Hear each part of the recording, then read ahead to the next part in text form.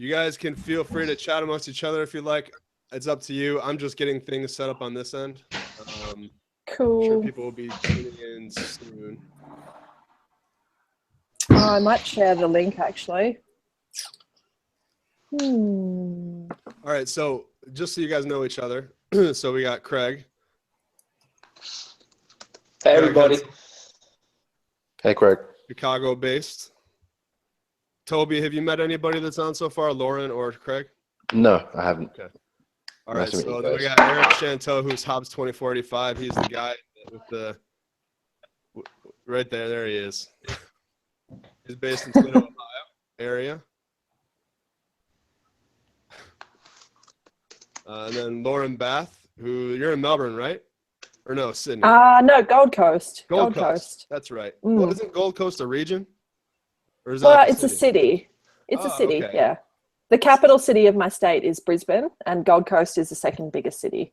Okay. And then Toby, you're in London, right? Yep, that's me.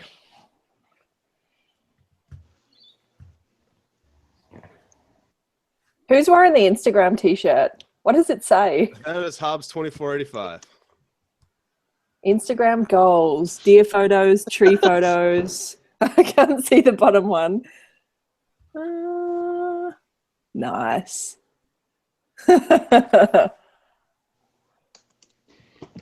I'm still waiting to check mark that last one. Yeah, Taylor Tippett. I don't even know who that is. Taylor A terrible Instagrammer. Yeah. We've got Andrew Griswold, who is he's a writer for F Stoppers. He'll be joining us in a few minutes here. We've got 3 people watching right now. I'm not sure who they are, but whoever's watching, there is, if you go to the YouTube page, there's a chat window towards the bottom right under the video. You can chat, ask any questions. I still have some slots open if anybody wanted to jump on the video, so let us know now. We'll get started with the actual conversation in about 10, 15 minutes or so at the most. If any of you need to step away or anything to do your thing, feel free.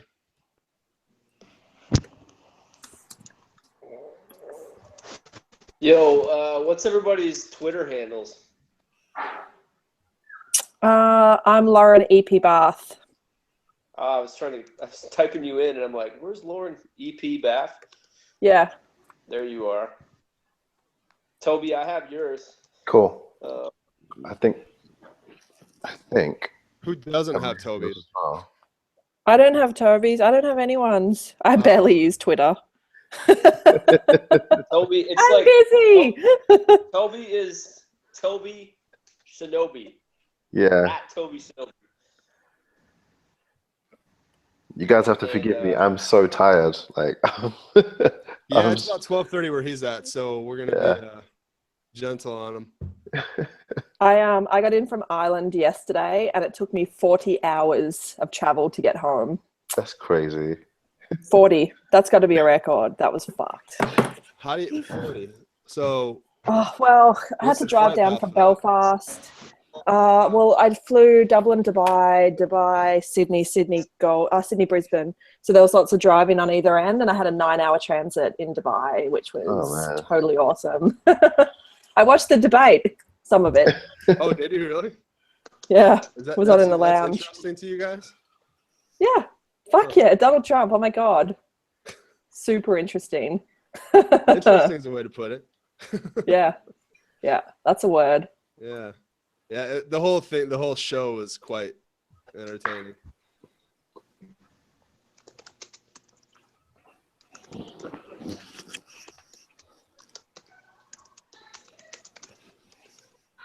Got Ben Morales in the chat. Who else is in the chat? I know there's 5 people watching. And there is a delay as well. I think it's, I don't think it's quite a minute long, maybe 30-second delay. So if any of you, does anything vulgar, we can cut it. We can cut it short. I'll try and restrain from vulgarities. I was going to ask you if there were any ground rules with regard to like swearing and stuff. But... No. I'm going to clean it up for the podcast itself because I'm going to release this as audio only. Sure. But I'll clean that up. But otherwise, you guys have at it.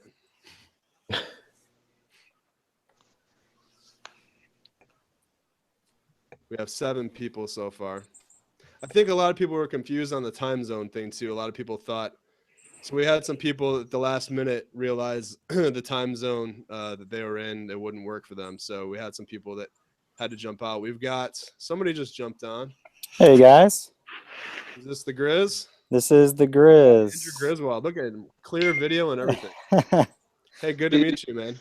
In Hello, person, everybody. Face to face, at least. Hey. We have some, man, it's really awesome. We have some like absolutely epic last names. I know. So we got Griswold, which is Christmas Vacation. We have Shinobi, which is a 1987 arcade game that I used to play as a kid. Yeah. Awesome. I'm glad you know. I know. It's actually Bob. Weird. Hobbs is in like Calvin and Hobbs, and then we got Powers. Yeah, but Hobbs isn't his last name. It's Chanteau, which is cool. That's in its true. own Which right. is even cooler. We've got a few more people that are going to be jumping on here. Cool. As I was saying a minute ago, there's a little bit of a delay, and I think some people may have been possibly confused on the time zone thing. So we'll give them a few minutes before we get started. I just posted a temporary post in my Instagram for people who want to come see it. It's totally up to you guys if you want to. I'm just doing. I just it did one on how this Facebook. goes. It'll take me about 2 hours to decide what post to post up. So give me a minute.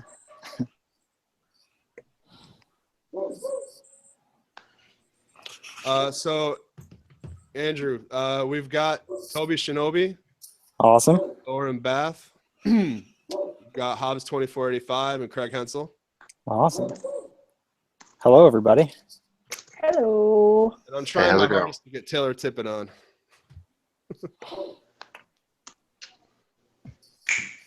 Did I see Eric on that email list too? Yeah, he's running on. He's coaching some stuff tonight, so he didn't know if he Soccer was dads. gonna be a little late or what. He's gonna text me when he's free. He's got the link, so he might just jump on at some point. Cool.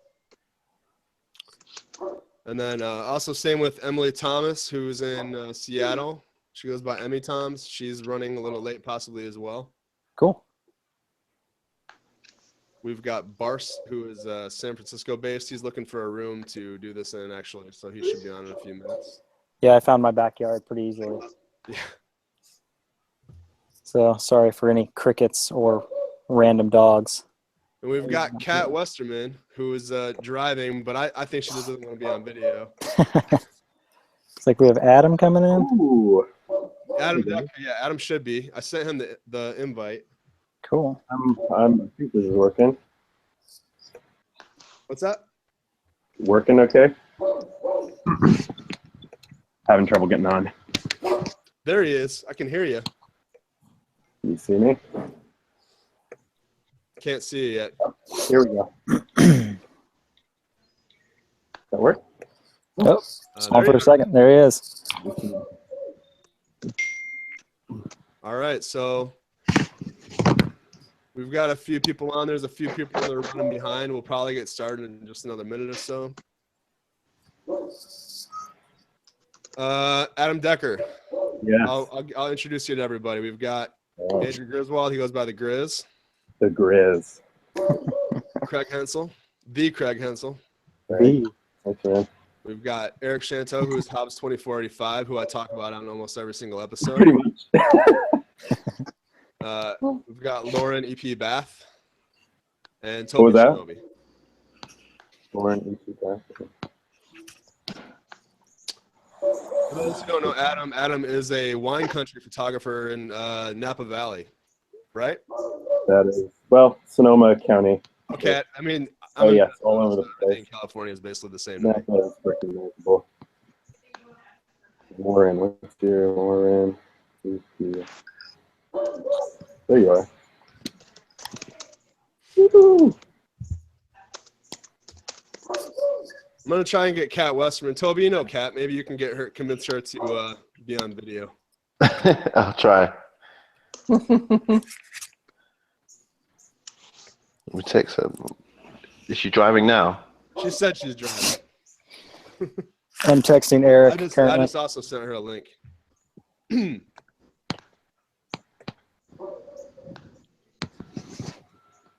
Ben, if you want to hop on, let me know. You're more than welcome.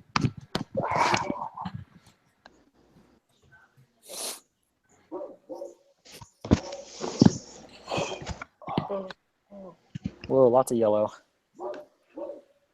We'll get started with the official thing in about 3 minutes. Andrew, trying to figure out the lighting, huh?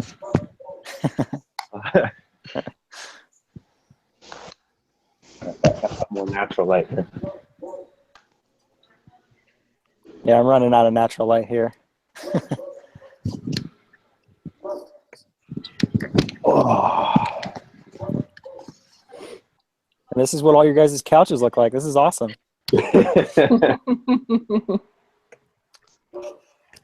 My we're just moved into the house that I'm at, so I have empty walls. I have my Hobbs photo right here, though. This is a iPhone print or iPhone shot that Hobbs took that I bought. Dang. This dude's solid. Look at that. iPhone only. Man, Hashtag. I need an agent too. What's that? I said I need an agent too. Talking him up. How do I get to that level? Well, you gotta start shooting iPhone only, I guess. I was about to say. Damn it, why did I spend all this money on gear?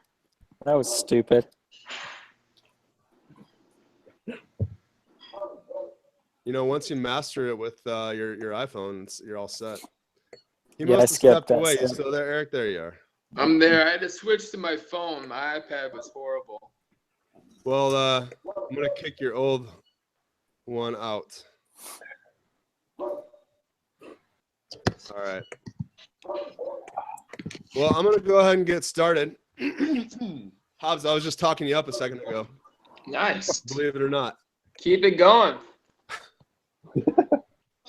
Okay, we've got several people watching live. I'm gonna try to keep an eye on the chat. And we'll go from there. Let's see. So in the email I sent you guys, I have a little agenda we'll cover. So we'll talk about a few different subjects, and then we'll open it up to whatever towards the end, and kind of go from there. People are just starting to jump on. This is cool. Very nice. All right.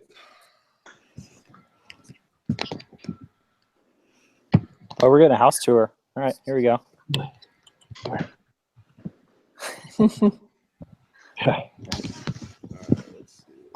Under construction.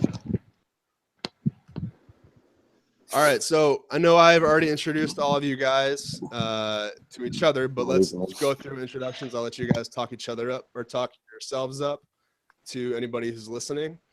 So let's start with you, Adam. Oh, intro. I'm a commercial photographer based out of Sonoma County. Adam, get your act together. Come on.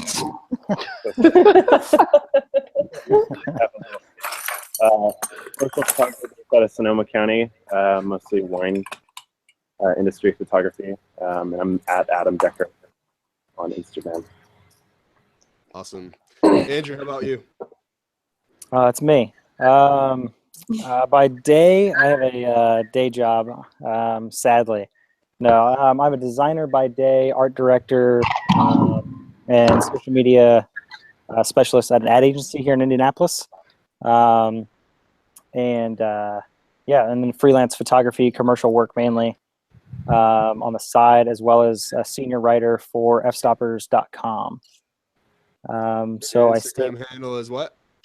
at _Grizz would be the username. Awesome. All right. And then next, Craig. Go for it. My name is Craig. I'm a commercial advertising photographer at Havas Worldwide in Chicago. I also do a lot of work on the side as well, just shooting anything I can. Been married for over 15 years. I have 3 kids. So, yeah, we live in Chicago and love it. And I'm sorry, did you say your handle, the Craig Hensel? At the Craig Hensel, yep. Awesome. And Craig has one of the most beautiful beards on Instagram. Light balls. And then we've I've been got growing mine for like 6 months. it's looking good, man. Thanks, man. Amazing, man. That's all you. It'll get there, man. Just keep growing it. All right, and then next we've got Eric Chanteau, Hobbs 2485. That's right. I'm Eric Chanteau, Hobbs 2485 from Toledo, Ohio. Mostly capture things around home. Just passionate about the Midwest and hoping Taylor Tippett follows me someday. Life goals. You're on camera, Mum. That's my mom in her All right. PJs. Well, Lauren, we're on Nice. you. So whenever you're Oh, my turn. Hey, I'm a full-time Instagrammer now. I was the first person in Australia to effectively quit my job and come into the Instagram world working in tourism. So I work with mainly destinations, but a bunch of travel brands as well. Travel full-time. I've been doing it for almost 4 years, and I've been on about 150 travel campaigns in that 4 years. I just got back from Ireland yesterday, and I'm off to Jordan tomorrow. So very busy. the country, Jordan, not me. The country Jordan. Everybody just settle down. All right, Toby, how about you? Hi guys, I'm Toby. Toby Shinobi on everything. Snapchat, if it's even still around. Twitter. Yeah, so my background is law. I was doing that for about 8 years. I studied it, worked in it for a few years. I sadly didn't get to qualify, but everything happens for a reason. And I'm also a full-time photographer, social media influencer, Instagram, or whatever you want to call it. And just living life, enjoying what photographs and Instagram have to offer. And that's me. Awesome. That's everybody so far. If anybody else ends up joining, we're not going to introduce everybody. They're just going to have to kind of learn as they go, but they can introduce themselves when they come on. So for those of you who are on the video chat, I just put a link. There's a group chat option that you can click on. There's a little link I just put in there that you can see the chat window. But I'll facilitate the chat, so you don't have to go in there if you don't want to. Lauren, Dan Bannister says hello. Hey, who is it? Dan Bannister. Dan Silver Nomads. Hashtag Silver Oh, Nomads. hey, Dan. Dan came to my conference this year. Awesome. Yeah. Okay, well, and Ben asked, it must be late or early for you, Toby. Yeah, it's 12:45 where Toby's at AM, right? Yeah, I'm struggling. You'll make it. All right. Aaron Bean said, can't wait to hear what you guys have to say. Well, let's get started. So we're going to talk about 3 different topics. When I started Hashtag Podcast, I made the foundation of the podcast. I call it the 3 pillars. And I know it's a little dramatic, but I wanted to focus the podcast on people, Instagram, and photography. That's my main focus. So I want to talk about all those things with each of you. And, I'll kind of just try to facilitate as best I can. We did one of these before and it was kind of all over the place, but I think I have it under control at this point. So the first thing we're going to talk about is people. So this involves anything regarding the state of the current Instagram community, anything that's changed, anything you guys are noticing. I know engagement's been a heavy topic of discussion lately, but I also kind of want to talk about real life impacts that each of you have had with Instagram. So yeah, let's get started. Adam, do you have anything you want to kind of start us off with? No pressure to start off with you, but you're just first in the window. Okay, and the first topic was people, right? Yeah. So just the state of the Instagram community. You're in Northern California. So what's the climate like there as far as the Instagram community is concerned? You know what? Actually, since I last spoke to you 2 months ago, the IGers North Bay community that I run has actually kind of seen pretty good growth because it was pretty small at that point. We've had a lot more people out to the Instameets and actually just people who haven't gone to Instameets before and people who are just getting into Instagram we've been seeing. So it's been good for me, at least in Northern California. My particularly, Napa, Sonoma, there isn't really much of a community on Instagram, I wouldn't say, because, well, there is IGers SF, which is pretty prominent. But specifically, this area has started to grow, and there's been more. There's more of an appreciation, I guess, for Instagram here, because I think it's actually first, like, kind of getting its first powerful kind of hit here. It hasn't been a large priority up until the last month or two for businesses as well as just as a community in general. So I guess that's the state of Instagram here. So you guys are all in very different locations, and I wanted to try to spread it out across the world this time. So last time it was all people in the States for the most part, but Lauren and Toby, I have you guys. Lauren's in Australia. Toby, Token you're in Aussie. Let's talk about what it's like where you guys are at. Lauren, I know your situation's a little different, and we talked about it a little bit, like you, as far as how you interact on Instagram. You called yourself a bad Instagram or whatever that means. But let's just talk. What's your Instagram situation like right now? I don't remember calling myself a bad Instagrammer. I wonder what I meant. I don't remember what it was. I said that. Sorry. Okay. Oh, no, look, I've been very consistent with my Instagram habits. I've been on for more than 5 years now. Obviously, there has been a drop in engagement, and nobody's immune to that. But funnily enough, the last week, actually, I've seen a bit of a turnaround.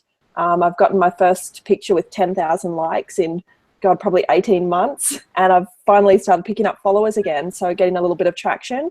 The community itself, I have a great community. I meet people all over the world in my travels. I host Instameets. I've got my own conference going now. So I really try and bring that Instagram, that sort of online community out into the real world as well, which is, I think we all know, something that makes Instagram very unique for social media. So, the people and my habits on Instagram and all of that's going really well at the moment, which is good to see. And I've just been in Ireland, obviously, so I'm seeing heaps of comments through that content. I had a really good photography trip there, and that's helping with traction as well. So no, all good, all positive on this end at this stage. How about engagement for everybody else? Lauren said it's picked up for the last couple of weeks. Has everybody else been seeing that? Not necessarily specifically for my. I have a quick question actually on that note. Have you started doing stories recently? Myself or Lauren? No, Lauren. I started when it first came out. I was actually on a job the day it launched, and I quite liked it. But to be honest, I've not been a fan of Snapchat. I can't get into it. And I thought that stories might be a little bit easier because the engagement's there and, it's a built-in audience, but I still can't. I don't enjoy it. I work so hard as it is, and I have, my fingers in so many pots, and my business is so involved that the thought of those few spare minutes a day where I'm just relaxing and enjoying myself or shooting, then creating content around that, it makes my brain want to explode. Right. So, that's just me. And I'm in a different situation to other people because I have, I run a pretty big business around Instagram, and I do campaign management, and I've got the conference, and I've got lots of other things going on. So when I have got a few minutes, often I'll jump on emails or, just try and get something off my to-do list rather than spending that time doing the behind the scenes shots. I'd rather put all my energy into the photography and the stuff that I'm curating for Instagram.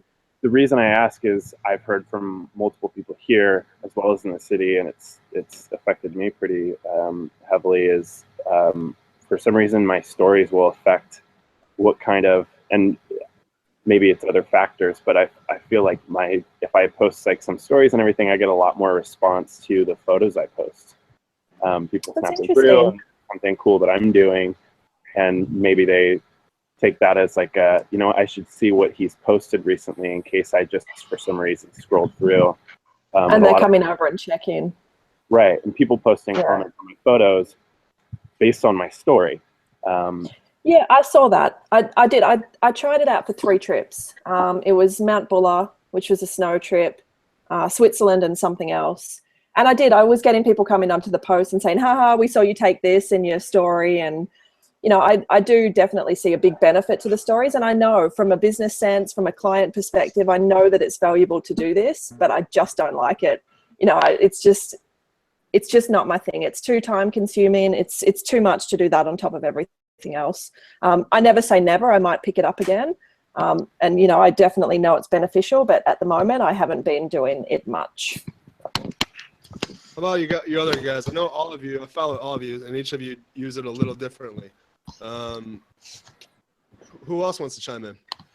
I think you were asking about like community and like people, and I guess from the London point of view, I've been in the community for about 3 years, and I found that the people who are doing it to a certain level are probably having a slightly different experience from the people who are kind of newer. So some of the kind of newer talent on the scene, some of the Instagrammers I would have mentioned to you when we did the podcast last time, they're shooting quite often, but some of the other ones who are doing it full time, they're not shooting as often. And I think part of that is the decrease in engagement is not motivating people to kind of come out. So they're shooting.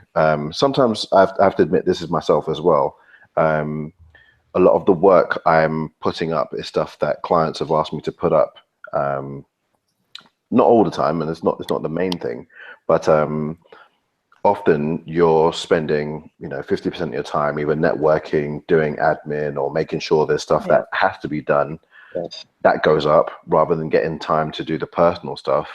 And because there isn't that increased engagement, I think people are generally less inclined to kind of get up and kind of go out and do it for the love, which is kind of a shame. But at the same time, I've always thought if you're getting paid to do something which you enjoy, that's a blessing. So it's kind of a 50-50 thing.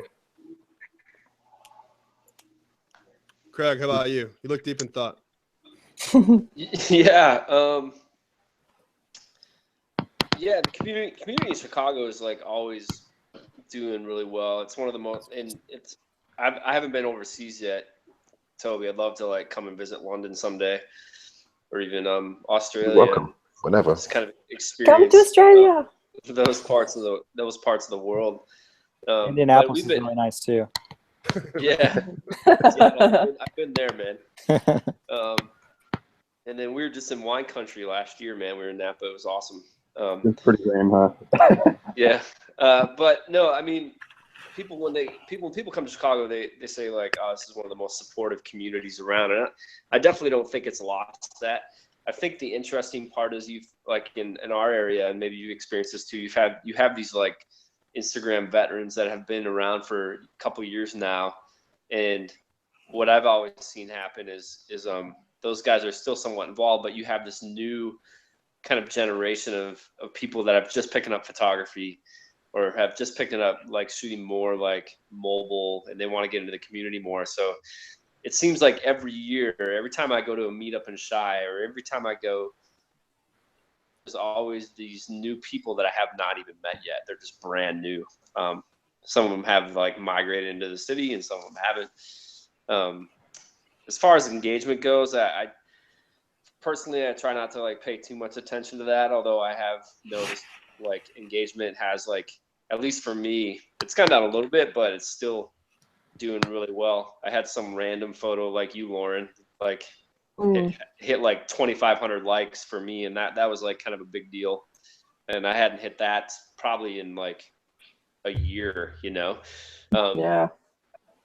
But you know, it's I think, you know, it's being involved in the community and all, and in that realm, it obviously helps. People are still looking at your stuff. I have coworkers all the time saying like, "Oh man, that was a great shot. Where'd you get that?" and all that stuff. But yeah. Craig, I have a quick question. Do you know Ryan Postel? I do. Ryan was my first Instagram bestie when I first started. We used to, talk and kick all the time, all day, every day. That's awesome. So I have to come to Chicago. I've got quite a few Chicago Instagrammers that I know from the early days. So it's definitely on my list. We have to get you here somehow. Yeah, definitely. We got to do we'll definitely do, if you come to Chi, we'll have to definitely do a meetup. Well, I'm definitely doing a US road trip with my partner next year. I'm probably going to be over there for some work sort of mid-year, and then I'll tag a personal trip onto the end. Okay. So Chicago will definitely be on my list. Awesome. Yeah, it'd be great to have you. Ryan's a great guy. Like, he and I have been friends. It's been about kind of the same. I've been following him ever since I got on Instagram because he was part of a community here that I helped moderate called Chi Texture, which is kind of a Chicago architecture feed. And he was on that originally way back in the day. We just met up at a meetup. It was one of those things. Yeah. And been friends ever since. He's a great guy. At the height of my Instagram addiction in the first 6-12 months, I used to be a chef. So I was in the kitchen cooking on a Friday night, busiest night of the week. And I got busted by the boss in the cold room, texting Ryan on Instagram. That's awesome. Yeah. Andrew, you guys have a pretty solid community in Indianapolis too. You kind of oversee one of the communities, right? Yeah, we Indianapolis is. I would say it's definitely a late adopter to any cool things going on in the world. So Instagram was definitely one of those things. A few years ago, I helped found IGers Indy, which is just the usual at IGers and then INDY. And then just a handful of people here in town that were like-minded like me here in Indy, wanted to show off the city. So we try to post once or twice a day to the account. I think we have about 18, 20 people helping manage the account currently. So it's been kind of cool to have, a huge group of people come out and help me out with that and be so supportive with it. And I mean, I just started this photography 3-4 years ago. I picked up a camera for the first time and Instagram about the same time. So it's been an incredible few years, kind of building this community in Indianapolis and being able to do, some really great stuff, meeting, people like Eric Ward or Little Cole, getting to fly out to different locations to shoot with big campaigns. It's just unreal what the network and like the community is able to do, and how people find Indianapolis pretty interesting. Because it's kind of hard to do that since I've lived here my whole life. So if you guys have the same thing, but living in London or California or something like that might be a little bit more interesting. But the flat cornfields here in Indy is, you can only shoot corn so many times before it gets less intriguing for people to follow. So, Not true. But I've been shooting so much fun. I feel so good about it. It's my thing right now. I don't know. It's all I have. I actually saw my first cornfield for literally of the whole season 2 weeks ago. I just don't drive it anymore. I drive more towards the city now, with a new job I started a couple years ago. So yeah, I just saw a cornfield. I was like, holy shit, there's a cornfield. So pretty amazing to live here and not see it very often anymore. Hobbs, talk about Toledo. Toledo. Who's from Indy, Ryan? Andrew.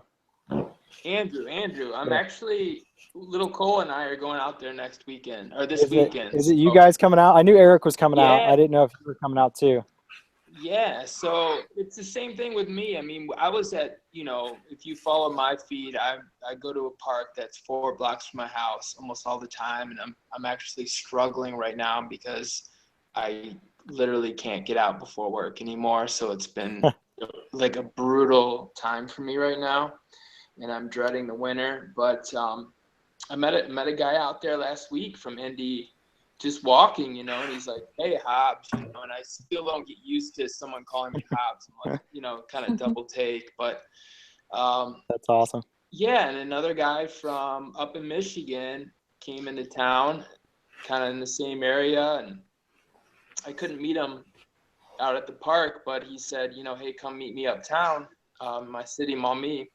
And I went up there and met him, had a beer, and The next day, I went up to northern Michigan for the first time. Like, left my house, and it was so cool to just kind of connect with new people. And you know, as far as Toledo, it's like it's a small community and kind of the same people, but it's just been, you know, still connecting with people here and there, and it's been great. So. That's incredible. Yeah, Indy's a strange place. A lot of people are from here or have a connection here. So the people I've been able to connect with all have, you know, some type of connection here. Like, I don't know if you guys know Tweet or Tyson Wheatley on Instagram. He went to IU, and so did, Benjamin Heath went to high school here. So I've been able to meet those guys when they come into town to visit family or friends. So it's been kind of incredible to see, like, how small Indy is and how connected they are with some of the bigger community guys on Instagram. So, yeah, I talked to Tyson. He was on an episode a couple months back. Good guy. He actually started a podcast called Tinker Podcast. For the Tinker Street. Yeah, that's been a lot of fun to listen to. That's been cool. Mm-hmm. Yeah, I agree. I think I like what he's doing. And there's been a few people who said it's kind of like what I'm doing, but it's totally different. Like, he's got such a cool interview style. It's so casual. I listened to it. I've been getting a lot from listening to him. So everybody should definitely check it out, though. Yep. There's some people on chat that are saying hi. We've got Kyle Hellman, who's watching. He mainly wanted to come see the Griswold's beautiful mug. Oh, damn it. We've got Laverne Tucker, who goes by Nuevo Flow. I hope I pronounced that correctly. Can we see that chat live? Yeah, if you go, I'm not sure if you're on your phone or on your computer, but it's on. I put a little link to it. It's on YouTube. Oh, okay, cool. Check the email I sent out to you guys has a link to where you can view the YouTube page, and it's got the chat in there. Oh, awesome. Then we've also got Jonathan Mariende, who is sorry, I don't know his Instagram handle. We've got Aaron Bean, who says kind of shy, so he must be in Chicago. Jonathan. We've got Dan Bannister, Silver Nomads, maybe? Yeah. And then we've got some other people who are watching but have not put their handle in yet. And I know that Kat Westerman's listening or watching, but she's not here. So, hey, Kat. Hey, Kat. All right. So, okay. So I want to talk a little bit about engagement. So Lauren touched on it a little bit earlier. Lauren, your engagement's kind of gone up the last few weeks, and I know it's quite the topic on the groups, the Facebook groups, and amongst just side conversations. So, what's everybody's feeling on the engagement thing right now? Anybody, feel free to go first. Eric, it's you, man.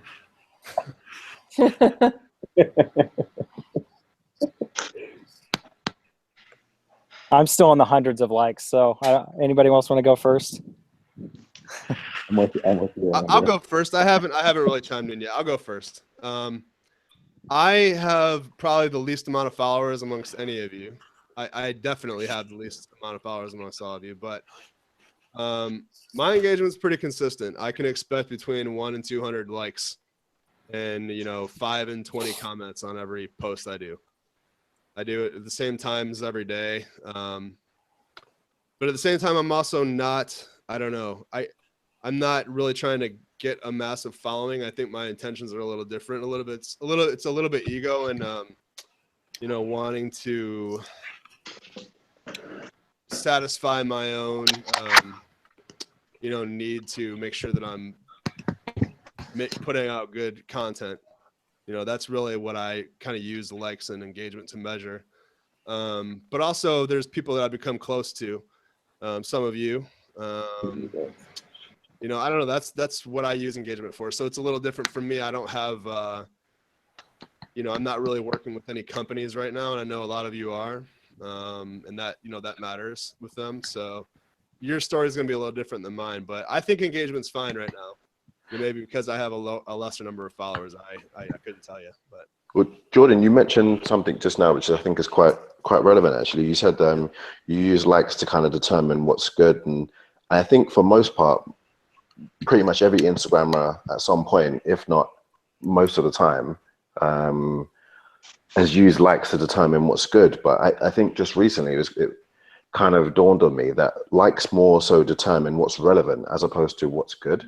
Yeah. And I think it's very easy to kind of like fall into the trap. And, you know, we're all going to do it. I mean, even now, we're still probably going to do it and determine, okay, that picture is better than that picture. But I think in reality, it's to do with what's relevant and what's popping right now. Just noticing some of the trends that have kind of come and gone over time. There's a technique I used to use very regularly of taking a picture of a phone, and I only really use that now when I'm trying to display a product rather than as an artistic interpretation. I think people dangling their brand new trainers off rooftops, I think that's a trend that's probably on its way out, if it's I look not. forward to the day that goes away. You know, even like, you know, stuff, classic stuff like Instagram it down.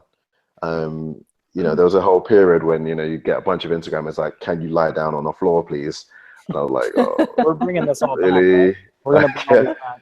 Yeah, I mean, yeah, we can bring it back. Maybe in one picture we get, you know, people dangling their feet off the edge of the building, get Instagram it down, and we could do it with a phone as well.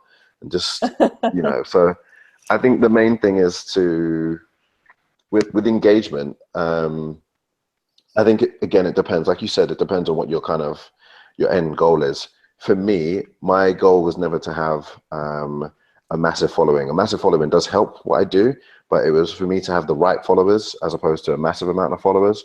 And the right followers were the kind of people who are going to pay me to do what I love to do. And even though my engagement's been down, my career has been, I've been fortunate to have a career that's been going on the up. So as long as my clients recognize that engagement is down across the board and that my, you know, my quality of content is increasing, then I'm kind of happy. And I think most of us would probably agree with that, but I'll let people speak for themselves. Yeah. Craig, I always appreciate your thoughts on this. Are you willing to share? Yeah. Yeah. Way back when I first got on Instagram, my friend always told me, he's like, you know, post great content and be kind to people, you know. And so I basically asked him, what is this all about? How does this work? And that's been always kind of my rule of thumb for me. Sometimes with engagement, I'll have a photo that I think is like absolutely epic, and it'll get like, you know, 5 comments, you know, barely cracks my normal like amount and stuff. And then I'm crying in my closet because like, why does everybody like my photo, you know? And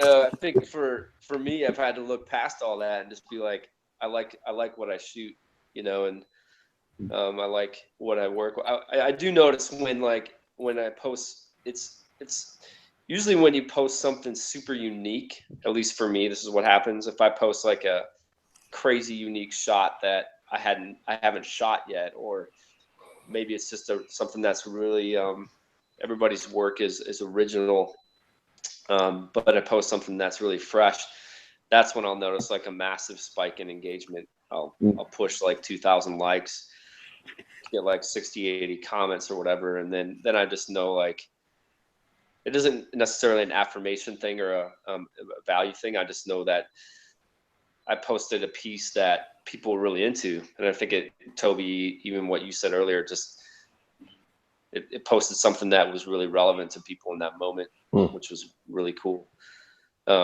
I've never been that guy that posts like strictly all landscapes on my feed or all of one particular thing.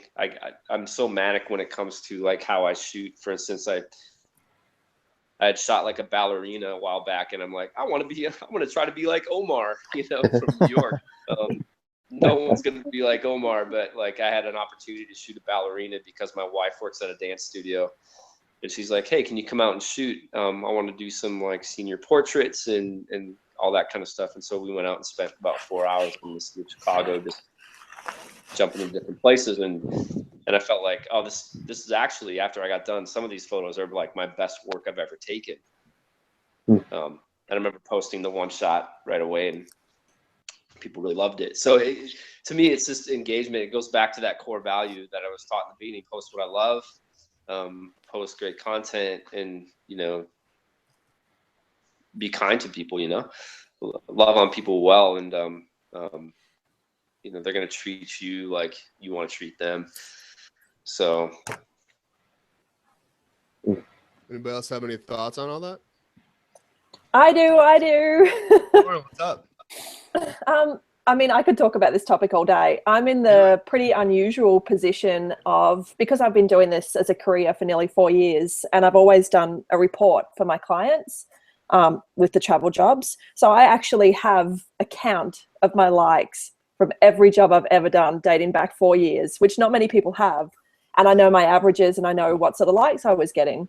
So back, I guess at my peak, my average was about 13,000 as an average. So some would get up to 20,000 plus, some would be sort of 5 to 10, but 13,000 was my average. And now my average is 5,000. So that's almost, 30% of what it used to be, which is pretty dramatic. And I've definitely gone through stages where it's upset me. Luckily, I'm pretty lucid about it at the moment. I do accept that it's the platform, it's not my work. I think I still do a really great job. It doesn't affect my career. It doesn't affect, what my clients think of me and the amount of work that I get, which is fantastic. But it is, it gets hard when you look at it like that. So it was really cool to get that 10,000K, 10,000 likes this week. Very unusual. But I think, like everybody says, you have to concentrate on the work and the community. And when you stop looking at the likes, when I look at something now that's got 5 or 6K on it, I'm like, well, oh my God, that's a really high one. And, that's so different to a couple of years ago. But I really, I'm really consistent with my habits, and especially how I work for my clients, because I'm doing tourism work. For me, the end goal was always travel. I love to travel. I want to travel a lot my whole life. So I was setting up a career for myself that would please my clients, please me, and hopefully please my community. So I do all sorts of different content. I don't do trendy photography. You won't see any VSCO on my account, or, white skies, or, I do a little bit of tiny person shots. But for the most part, I just shoot whatever the fuck I want to. And it's really different. It's random. It's portraiture, and it's details, and it's food, and it's landscapes. And my clients really like that because it tells more of a picture of the destination. And, there used to be a time where I'd post a food photo and it would get no likes. And I'm like, well, never doing that again.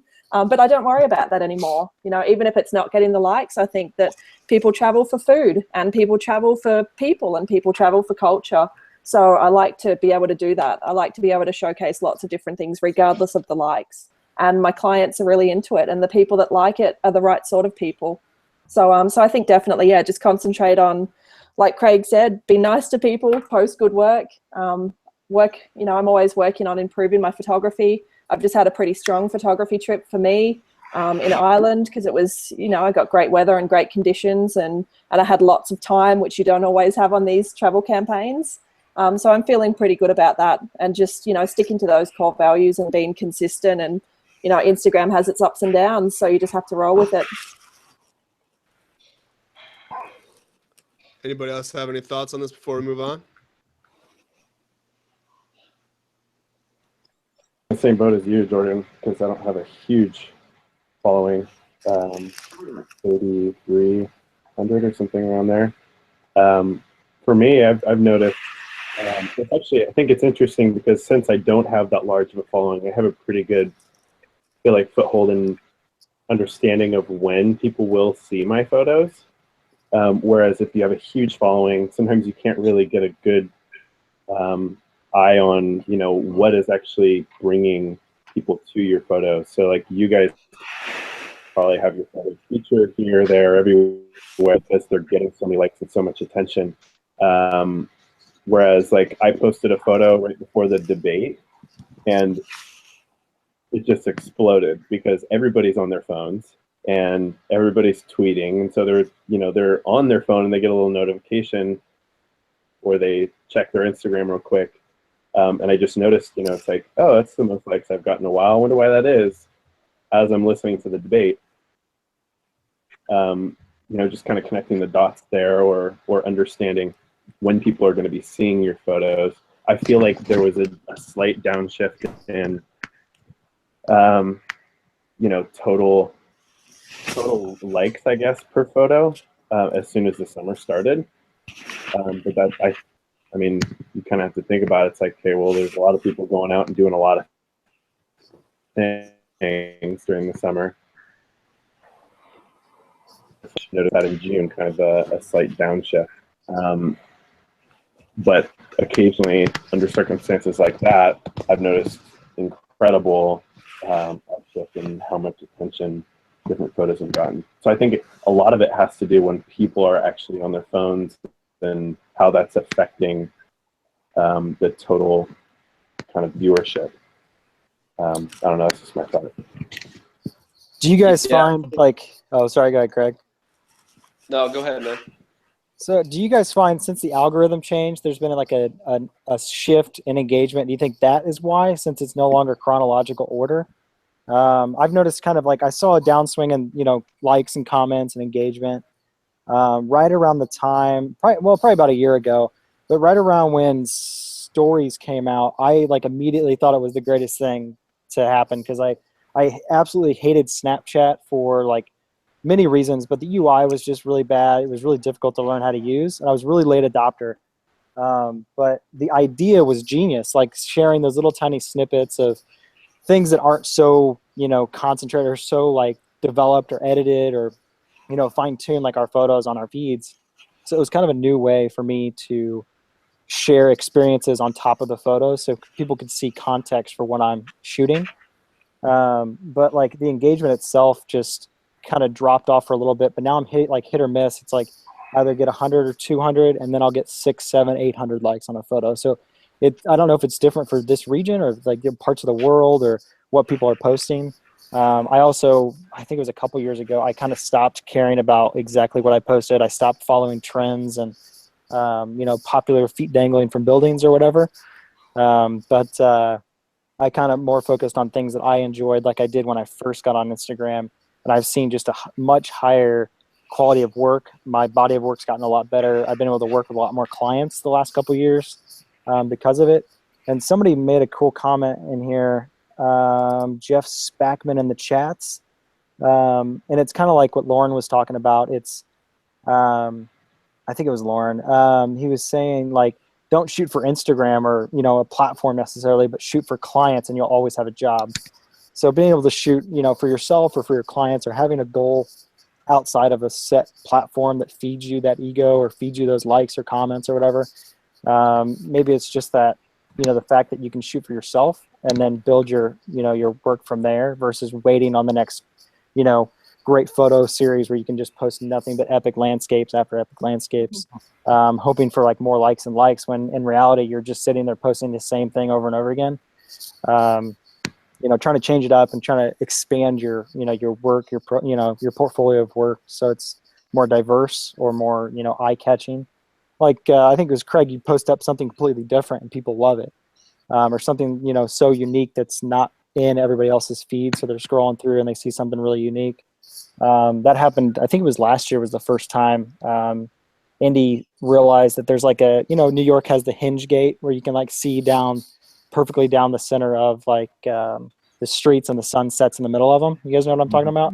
Yeah. So Indy has like the same thing. We have this huge like beautiful monument in the center of Indianapolis, and it's just a perfect roundabout or circle of roads.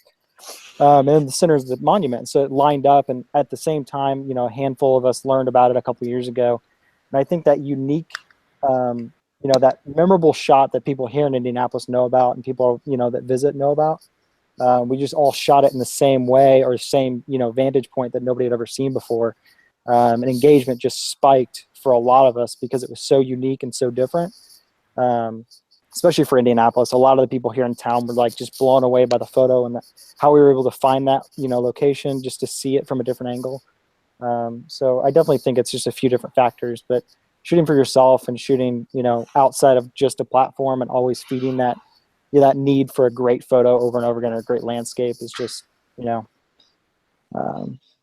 I'm 100% with you on that. Like, It's funny you bring that up because I had friends in Lansing, Michigan this year shoot like Lansing henge for the first time.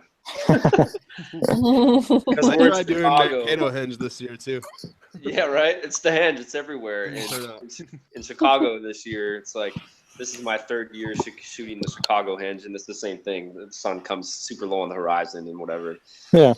It's funny you asked that. You bring that up because you talk about Indianapolis and you're like this new thing, and you even mentioned earlier about how it's you didn't say like, oh, this isn't a great city to shoot in, but you're kind of like, oh, we got to find some new things. And I talked to it's Eric and I, Little Cole, and I talk about that quite a bit because he's from Toledo, and and Toledo, it can be said of Toledo, there's like not much to shoot there and all that too. And so what is there to shoot? What is there that's beautiful in your city and your neighborhoods that you shoot? And of course, Eric finds like, oak openings in these other spots where they're all beautiful. And so I had some friends early, like about a year ago, that were just getting into Instagram out of Lansing, Michigan. And that's some of the advice that I told them too, like shoot consistently, shoot, what's beautiful in your city. And here these guys now have found Lansing henge, and they've become like basically like community leaders in their Instagram community in the city they're from. And for the first 6 to 8 months, I would get texts from them like, hey, how does this look? Is this okay to post and stuff? Whatever.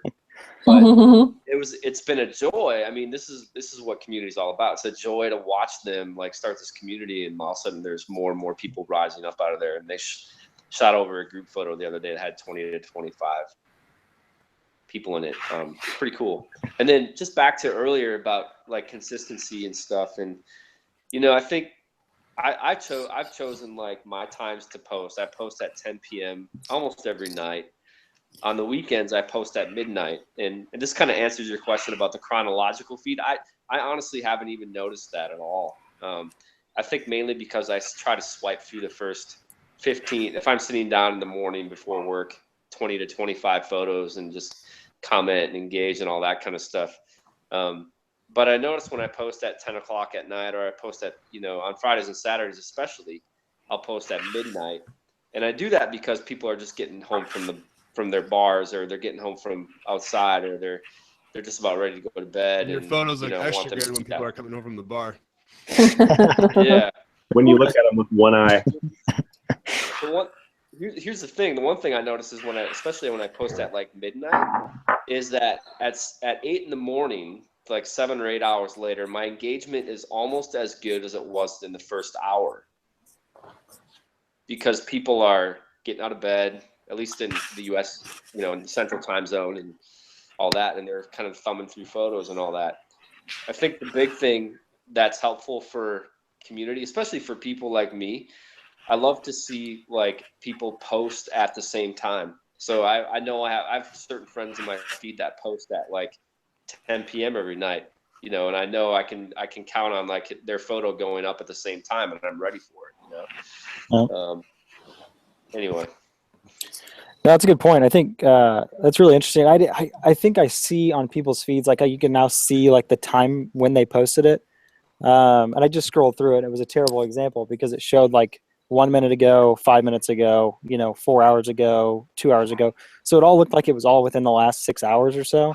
So it was kind of mixed. But when you think about like, I don't know if you guys are on Facebook or use it often, but I feel like the last couple of years on there, at least, it's been like I'll see the same post over and over again at the top of the feed, and it just sticks there. And then the next one sticks there, and then I have to scroll down past a bunch of junk that I've already seen a couple times during the day to see the good stuff. And I feel like I've done that a couple times with Instagram now.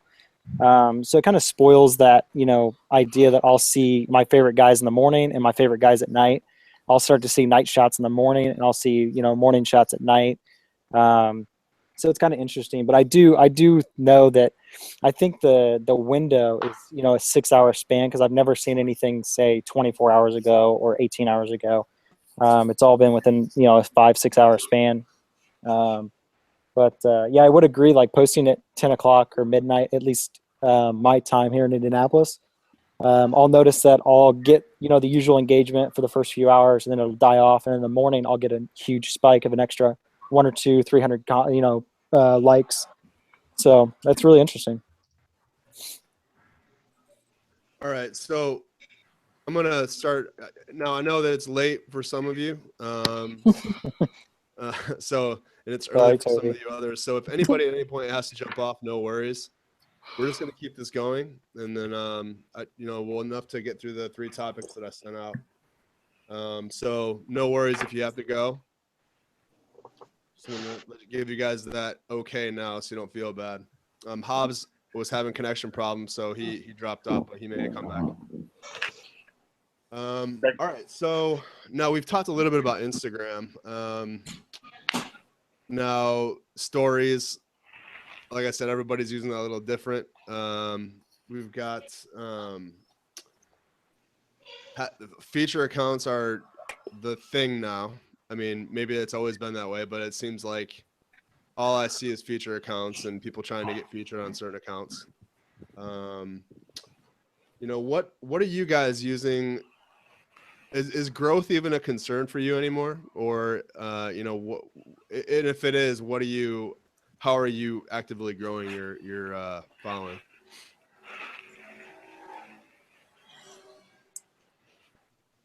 Should I go?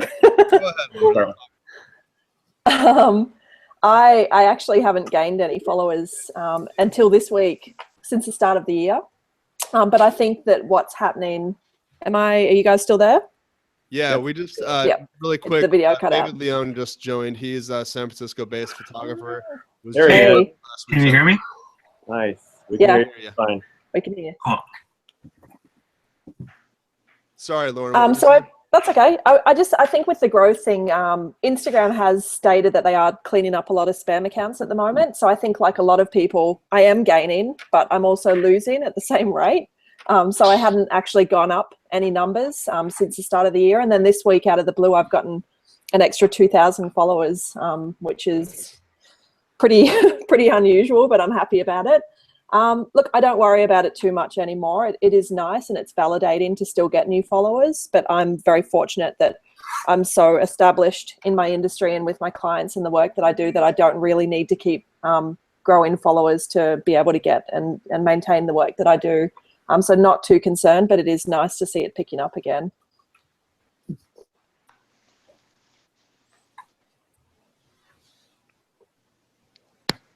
Who else? Sorry, what was the question?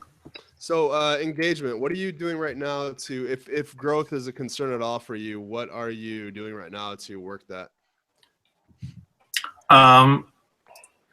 I do include some like feature account hashtags in my standard, because I have like a paragraph that I copy and paste into my photos. I'll include some unique ones, but usually there's like stuff like hashtag podcast, of course, and then like Visco or Socality or whatever it may be. I've been trying to change that up a little bit. Like I've tried doing things like JJ Community or like My Tiny Atlas, and I've gotten some features, but I haven't really noticed a lot of like follower count boosts based on that. I have been losing followers because I think it's just like the spam account's getting cleaned up, but I haven't really had a big jump recently, so not really sure what to do about that. So I tried an interesting experiment over the last within the last month or so. And it's really nerdy, so just kind of follow along for a second. But essentially what I did was I looked at like 50 or 60 different hashtags that people who get a lot of engagement were using. And I went and looked at those accounts and I rated them on a scale of 1, 2, or 3, depending on how often they post these feature accounts. And I took all of the accounts that I rated them a 3, meaning they posted multiple times a day. And I only used their hashtags, and you have a 30 limit hashtag. And what I did was I did 15 accounts that have massive followings and massive hashtag utilization. And I did 15 accounts that have little followings and but frequent posts and really low hashtag utilization, just to see how often I would get featured and how often I would appear in the top posts. So yeah, it's really nerdy, but What a nerd. I know. But, I'm out of here. what I found that was what I found, I just had to see what, if at all feature accounts, if they even helped. And what I found is they really don't. Most of the time when a feature account features a photo, it's just being liked on that feature account. It really takes a special photo for them to come to your feed and find that photo and like that and comment it and maybe even follow you after that. So I'm starting to put a lot less focus on feature accounts, and I'm even starting to consider only following lower following feature accounts that have a specific niche, that aren't just looking for bangers. Yeah. Yeah, that's pretty smart. That's interesting. I know, it's very smart. I was just Hey, kidding. can you send over those hashtags when you're done with this? Yeah, and actually, if anybody wants to see the little spreadsheet that I put along, I'd be happy to share it. Spreadsheet. I don't do spreadsheet. Email. Was it Excel? You have an No, Excel? it's numbers. Can you send me a texty text? That'd be great. Absolutely. Thanks. So Jordan, one of the things you talked about just now was like, how are we trying to grow our followings in light of the kind of downturn in engagement? I think one of the things that me and my colleague Ron have been trying to do is see how we could establish ourselves kind of outside of Instagram to try and drive that traffic back in. Yeah. Before Snapchat took the kind of hit that it did when IG stories came out, we were trying to diversify and be on more than one channel. So you remember there was that whole PMF put in, the tag saying follow me on Snapchat. So I was trying to drive traffic there and hopefully also drive traffic from Snapchat back to Instagram and do that with my Twitter as well. So I was looking at outside sources as a way to try and drive traffic to Instagram, because I didn't think hashtags were working that well. I noticed a lot of the larger accounts that shot similarly to me, they had stopped using hashtags as well. But just recently, I've seen a lot of them have started using hashtags again because engagement has been that bad. I started using hashtags again just recently, but I don't know if it's making that much of a difference, to be fair. And I'm just trying to keep it as diverse as possible, because I think we also have to think bigger than Instagram anyway. I don't. At one point before stories kind of came out, there's so many people kind of saying, Instagram's dead, and I definitely don't think it's dead. It's definitely evolved from what it was. It's not the same beast it was, even a year ago, let alone 2 years ago. But I definitely think looking outside of Instagram has definitely been a way to try and maintain growth, because within the app itself, it's very, very difficult to grow. I've stayed on 121,000 for, and I'm not worried about it because I've reached a stage where it's not quite the same as Lauren, but definitely I'm established enough in my city and worldwide enough, I guess, that I can eat off what I do. So. That's, plus you're a Sony ambassador, right? Yes, I am Sony ambassador. Just for the record, for everybody who's watching, Toby is giving away a free Sony A7R2 tonight. So, whoa, damn! Totally joking. It's my Sony A7R2. Yeah. That's to one lucky hashtag winner. Yeah. Make sure you use the hashtag podcast. Hashtag podcast. Amazing. Send DMs. You mentioned something kind of important, at least for me. Actually, Adam, can I interrupt you really quick? Yeah. I want to talk about you specifically, like your work. Like, you have one of the most niche accounts I've ever seen that's professional at the same time. Like, you're posting basically the same niche, it's the wine country, and everything you post looks like a magazine. You know, it's like, I don't know, you do such a good job that like accounts like yours, I don't think, and I don't mean to make you blush or anything. I'm just saying, like, I think accounts like yours, like hashtags wouldn't necessarily Not helpful. be helpful for you. Yeah, the one thing that I have noticed, and Toby just kind of mentioned it, was at least for me and kind of like that niche, it's really important to look local. And he mentioned that, you know, you have a very strong base, Toby, in your city, and I feel like that's super important especially for people who have large accounts, looking local and you know, kind of spreading from there. Or if you have a big account but you're kind of trying to spread from there, if you have made your name like through your city, it's probably a lot easier to do that. For me, I've noticed that, especially recently, I've been doing a lot of work with Harvest here in Napa and Sonoma, and it goes back to, you know, what's going on in your city and how, you know, how you're representing your work kind of to those people, and staying focused on kind of what's important to, obviously what's important to yourself, but what's important to the people who are going to be seeing your work. How is your work going to be relevant to, you know, what they're thinking at that time? So I've been really focused on Harvest, obviously, because this is an exciting time here locally. It's a major factor in our economy, for one, but it's exciting. You know, wine's on the way. So. Speaking of Snapchat, I just got a sweet Snapchat from this dude. Hold on a second. This dude? Yeah, hold on. I don't know if you guys can see this or not. Whoop.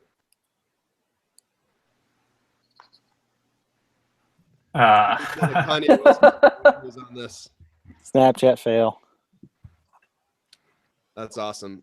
So replay. Snapchat. I mean, I don't know. I was rocking it on Snapchat for a while. I was getting a lot of engagement on Snapchat, and I was doing something right. And then stories came out, and I was done with Snapchat, and I'm not really using stories either. So I don't know. That's not helping me at all. Yeah, I got rid of Snapchat the day Instagram stories came out, and I've used, I think, Instagram stories every day since it came out. Engagement's pretty strong on there currently. I don't know if does everybody else use it here in the group here? Yeah. I mean, I'm getting anywhere from 1,000 to 3,000 views per story, which is pretty crazy to think. And I've already had some brands reach out about collaborations using just stories, which is pretty wild to think that some people are already adopting it this quickly. When it comes to like the stories aspect, I think it's just a fun way to add to like the photo I'm posting. I was in Portland, Oregon for the first time all last week shooting for a client at the agency I work at. And for those that live out on the West Coast or out there in Oregon, that is an easy place to shoot. I will say that. That is a gorgeous state. But yeah, we were out there, and being able to post up like really epic shots of landscapes and scouting locations, and being able to like post the funny stuff in between that stuff, I think it's helped. I get so many more. I think I get more personal like DMs now than I ever get comments. So many more people want to engage with my stories than they ever wanted to do with comments in my posts. And I don't know if it's just like the personal aspect of it, that they're seeing something behind the scenes, or if it's the fact that they don't have to say it in a public forum. A lot of people get really lengthy in a full paragraph long, explanation of, how they found me and like things like that, or they tell me a story or something. But I think it's a really cool aspect of the social. Like obviously Instagram's not the same as it was, 2 years ago or even, a year ago. But this is definitely an evolution that I think is really cool. So, we got Carl Dyer. Hey. There he is. Hey, How Carl. you doing, buddy? Good. How are you? Good. You feeling good? Feeling better every day. Good. For those who don't know, Carl is at Carl Dyer. He had a little exciting trip recently. Well, it was kind of exciting until I hit the bottom. Hey, Well, really it's- quick, Carl, introduce yourself. Yeah, I'm at Carl Zoltan on Instagram. I do nature photography, little adventure stuff. And I did an interview with Jordan a while ago. Really appreciated that. Enjoyed that. And recently had a little bit of a problem. Oh, come on, tell everybody what happened. All right. Went to Eagle Falls, did a morning shot for sunrise, and then I went down to Eagle Falls to get one with a little 360 camera off the edge of the waterfall. It was a low flow, thought it was safe until I fell and became one with the waterfall. Landed about 40 feet down at the bottom, not the bottom for that section. And about 2 hours later, I was life flighted out and went to Reno. And here I am 4 weeks later. Man. So my main thing is be safe, be careful. Anything for the gram. Oh man, I got some, but it's a little sore. I'm too old for this. But no, it happens quick. I'll tell you that. I never wanted to be that guy, but I'm sitting here for that guy now, and it happens quick, too quick. We're happy Carl, you're your famous. volume's a little low. Yeah. No problem. And David, I just realized we never introduced you, man. Do you want to introduce yourself really quick? Oh yeah, sure. I'm in San Francisco, and well, the last episode was about me, but I shoot with my iPhone on my main account. I do some camera stuff as well, but Instagram is mostly about iPhone photography for me, and I enjoy shooting portraits as well as fog and other things that I come across in my travels. What's your username? Oh, it's d.leong, Leong. Right. And what about you, Carl? What's your handle? At Carl with a K, Karltan. I'm Hungarian, so I just use my first and middle name. Hey, Craig. How you doing, buddy? Good, man. All right. And sorry to get in here late, Jordan. Carl, Yes, you're sir. still a little quiet. Are you guys having audio issues with Carl as well? I can hear him fine. I hear him You fine. guys can hear him? Okay, good. As long as everybody else can hear him, I just probably just me. But Carl, the last question we asked was, what are you guys doing for engagement nowadays? It's a little different. Like I said in the interview before, I can't quite figure out what's going on with this stuff. So I try not to worry about it, but I post people I like, I want to promote in my picture. So I get 20 out there on that. Then I do my tags on the bottom, and then I'll throw some tags in the comment after that. Try to get the max I can that I can control. Other than that, it's up to Instagram and out of my hands. And feature sites are a good way to go if you want to do that. But that's all I've been trying to do. Collaborations are good too. Yeah. It's tough.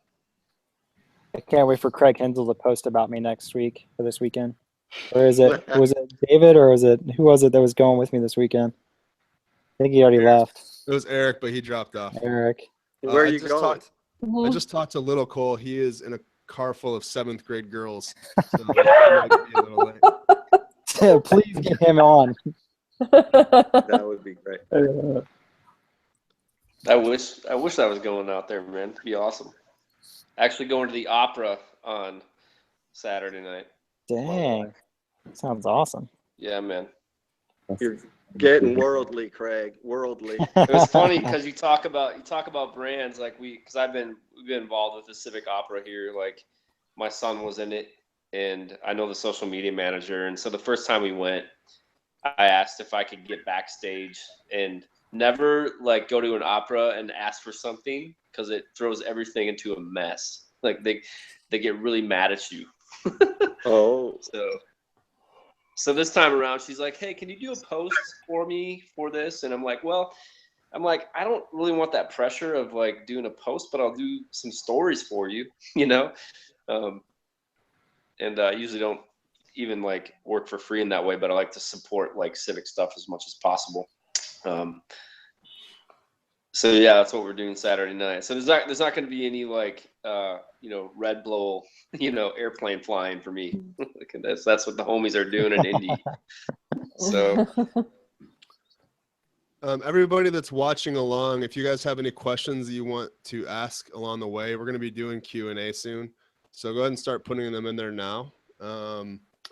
But before we get there, let's do a couple more things. So the last topic I wanted to talk about was just photography in general. I know a lot of us, well, a lot of people on Instagram didn't start getting into photography at all until Instagram came along, and has kind of changed the path of their world. Period. So, talk a little bit about what what you guys have learned since Instagram has come to be in your lives. Whether that's photography business, any techniques, anything photography related. Let's just open it up to whoever wants to go first. Hey, I'll just start real quick. Just for me, we got into it, like I said earlier, and Jordan and Craig also.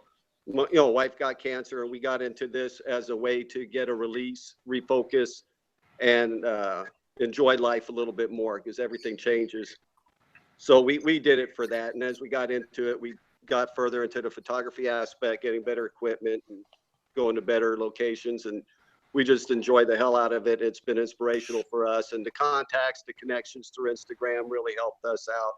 And even with my injury and falling off of this, it's good. You got a lot of support out there, very enjoyable. And it's a platform to get your message out and your passion.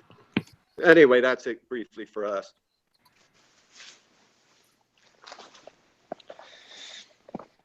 Don't be so quiet. Go, Craig. I always have been going first, so I'm trying to hold back and let other people talk. We haven't heard from you in a while. Let's hear you. Yeah, I mean, like a lot of people, I got into Instagram first, shooting on an iPhone, and then picked up a camera a few months later. So I've had a camera for less than 5 years. I don't really consider myself a photographer in my career. I more consider myself on the marketing and business side, but the photography obviously is a tool that enables me to do my job really well for my clients. Depending on the job and the destination that I'm in, unlike a lot of Instagrammers, I'm not picky with the work that I do. I take tourism work on a first come, first served basis. So I might be in Switzerland shooting in the Swiss Alps, which is obviously super photogenic. Or I could be somewhere in a city doing more sort of food style photography and cityscapes. So it's really random what you get. And it's obviously some destinations are really easy and some are not so easy to get the engagement that your clients want. But I love that about my work. I can be doing luxury hotels one day and I can be sleeping in a swag in the dirt out at Uluru the next, which keeps life really interesting for me. Lately I've been, more interested in photography. I go through stages with it. Sometimes I get pretty lazy and I'm not using filters and I'm barely picking up the tripod. But the last couple of big trips I've done, which is Switzerland and Ireland, I've been really trekking around with a lot of gear, using all of my equipment, using my filters and my remotes and my self-timers and tripods, and just trying to get some really nice frames for my clients, doing more editing than usual, and just having more images to utilize on the different social media platforms. But still, really love photography, obviously, and that's what got us all into it in the first place. So, yeah, that's me. Well, I'll go. I mean, if anybody's listening to the podcast, I've mentioned several times what I do. I've been doing photography since 2005. Anything from weddings to portraits and whatever. But about 5-6 years ago, I started doing primarily interiors and architecture photography. So that's where I make. My wife is stay at home now, so I was able to supplement her income and then some through just doing that. So that's my primary professional photography focus. But with Instagram, I'm posting things and I'm just really, oh my gosh, Kat Westerman just joined the call. I'm trying to figure it out. Another girl. I know. Well, sorry. Hey, Kat. Hey, how are you? I'm good. How are you? Toby is like the happiest little boy. Look at him. Yeah, Toby just woke up, everybody. I wouldn't be here if it wasn't for Kat. Well, you know what? One of my besties. Toby's amazing. He's one of the guys that I met. If it wasn't for Instagram, I'd never met him. So, yeah, fantastic guy. Anyway, hey guys. Hey. Hey. Kat doesn't show herself. Yeah, no. Sorry. My dog just heard that dog bark and is going to start barking any Yeah, second. I know. Hold on. You know what? Let me go outside. Anyway, how are you guys? It's been an interesting conversation, I think, completely, because there's so much stuff that's been going on with Instagram and everything else. And it's been great to be listening to what everybody has to say. What's going on over there? Sorry, guys. This is like single mom, 4 kids, crazy life. Wow.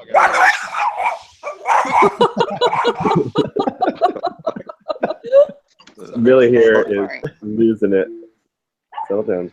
He's got a cute. How about you guys Looking take around over? going, I'm going to go put are her there in a- friends in the house?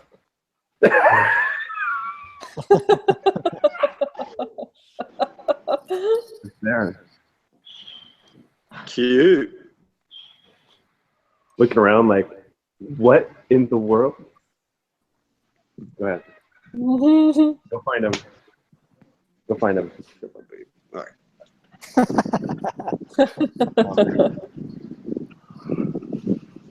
David, keep it going, man.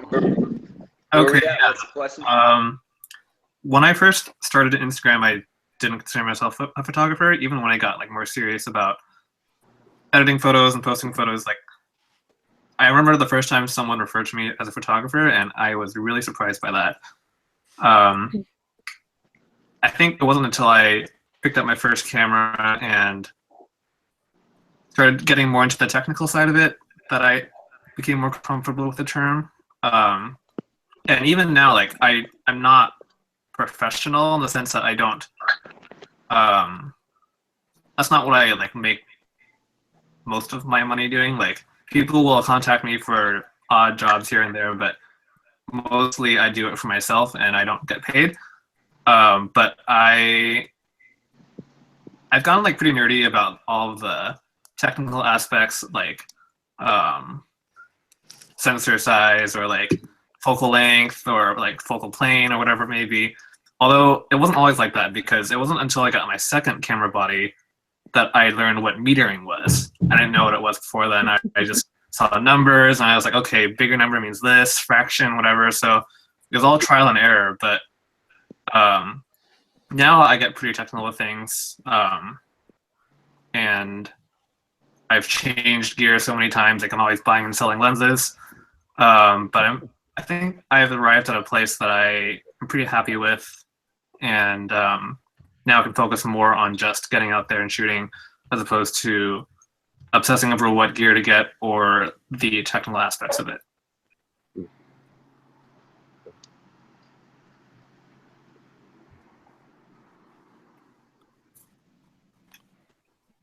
Craig, are you on your computer or on a phone? I'm on my phone. I was going to have you text Jim for me, but I'm going to...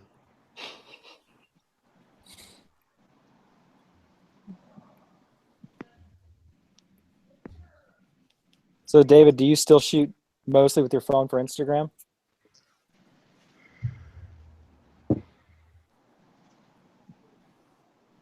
Anybody hear that? David. I heard. David, you can hear him? What was that? David, I think he's delayed, maybe. Possibly. Not like developmentally, but his bandwidth. David. Yes. So Andrew was just asking if you still shoot primarily with your iPhone.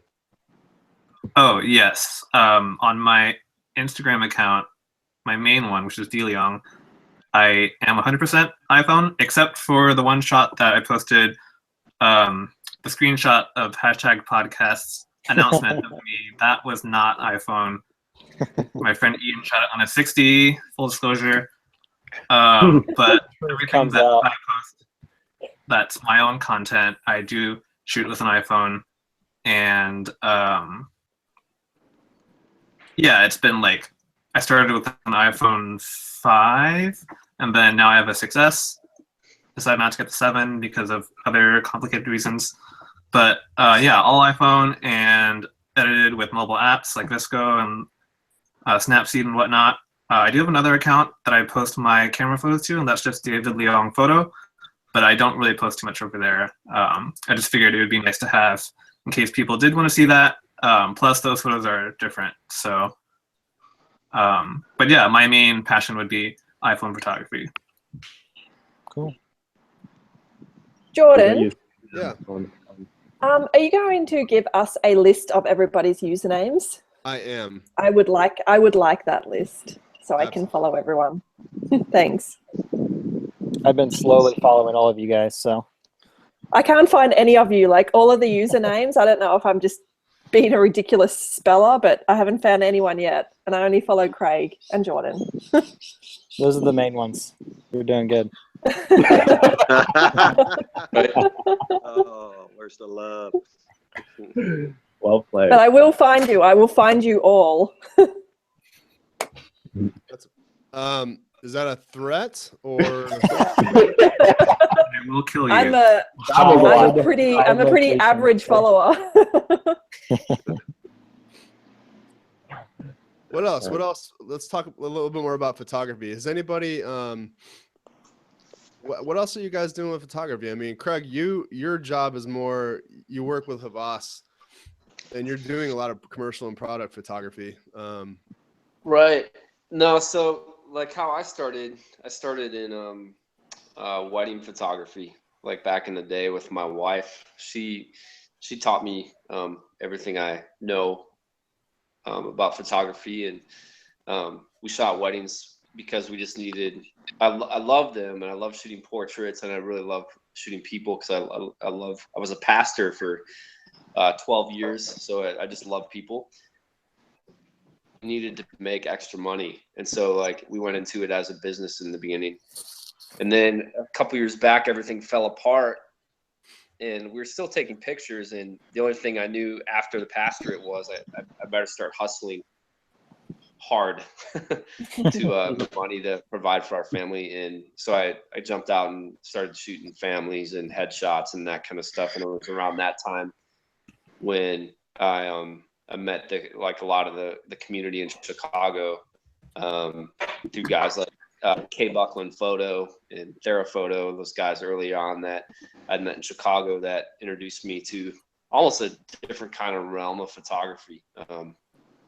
I grew up like looking at posters of a guy named Vandenberg that shot wolves in northern Minnesota, and Jim Brandenburg. Yeah, super random, but like I remember seeing his photography back then and being like, that I'll never do that, you know, that's just wild. I want to be up close to that kind of stuff. But that early on, I'm not even a nature photographer, and I saw the benefit of saw the beautiful photographer those guys were. So that kind of landscape photography, architecture photography wasn't even on my radar until I got involved in the community in Chicago, and then I saw what people were shooting, and man, I got to try that. So I moved over, and I shot a lot of stuff with iPhone, sure, but I also I experimented a lot with like light trails early on and shooting with my camera. But that's kind of how things all like changed for me, was meeting that community of people coming out of church work and kind of being involved with hundreds of people in this community that I got to know and just kind of see and be influenced by them really propelled me into what I'm doing now. In fact, it's because of Instagram that I have a job at Havas. If I wasn't on Instagram, I don't think I would have ever got there. I don't think Jason Peterson would have found me otherwise, if it wasn't for that. So jumping into Havas, I shoot everything. I shoot food photography. If you go to like Reynolds Kitchen on Instagram, Lauren and you foodies might like that. Like I shot all of that. So that's it's called Endless Table. Reynolds Kitchen. Reynolds Kitchens, yeah. Shot a lot of that video and all that. But yeah, so it's my day job. I shoot everything, from clothing to behind the scenes photography to everything. Yeah. That's lovely work. Great light. Thanks. Yeah. But my love is like astrophotography. I love getting out under the stars. If I can get to the mountains whenever I can, I love that. The Chicago mountains are amazing. Yeah.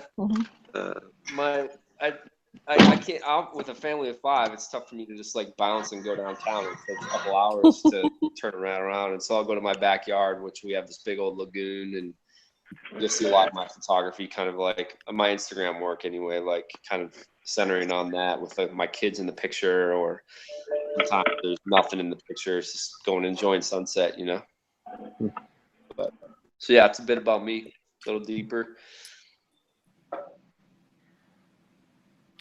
Yeah, going back to, I don't remember. I kind of stopped talking once my dog started going crazy, but I don't really use any of my professional work on Instagram, and I've thought about doing it, but I think it'd be boring to the majority of people who look at it, unless I start posting some of my actual interior work that I do for, you know, magazines or, you know, design professionals or architects. That stuff's a little more interesting, but yeah, I just never got around to really posting that. I think it kind of goes back to what I think people enjoy seeing, and not necessarily what's like Toby was saying earlier, what's relevant on Instagram at the time. So I do let Instagram kind of dictate what I post. To an extent, I still post what I enjoy shooting, what I enjoy editing, but for the most part, that's what I'm posting. But my whole point in saying that is that I think that through Instagram, even though I've been photographing for over 10 years, I think Instagram has improved my photography like more than it ever could have otherwise. I mean, meeting other people who have only shot with their iPhone or had just picked up a camera in the last few years, the way they look at things is incredibly inspiring to me. I don't know what Carl's doing over there. I just saw that. He's throwing a hat on my head. Oh, okay.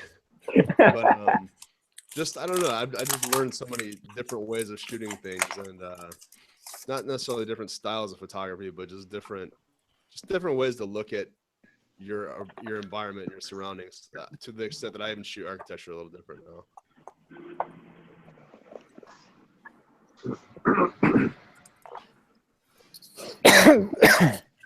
So the question was how we got into photography first, or what we thought. It was just more just a general photography talk.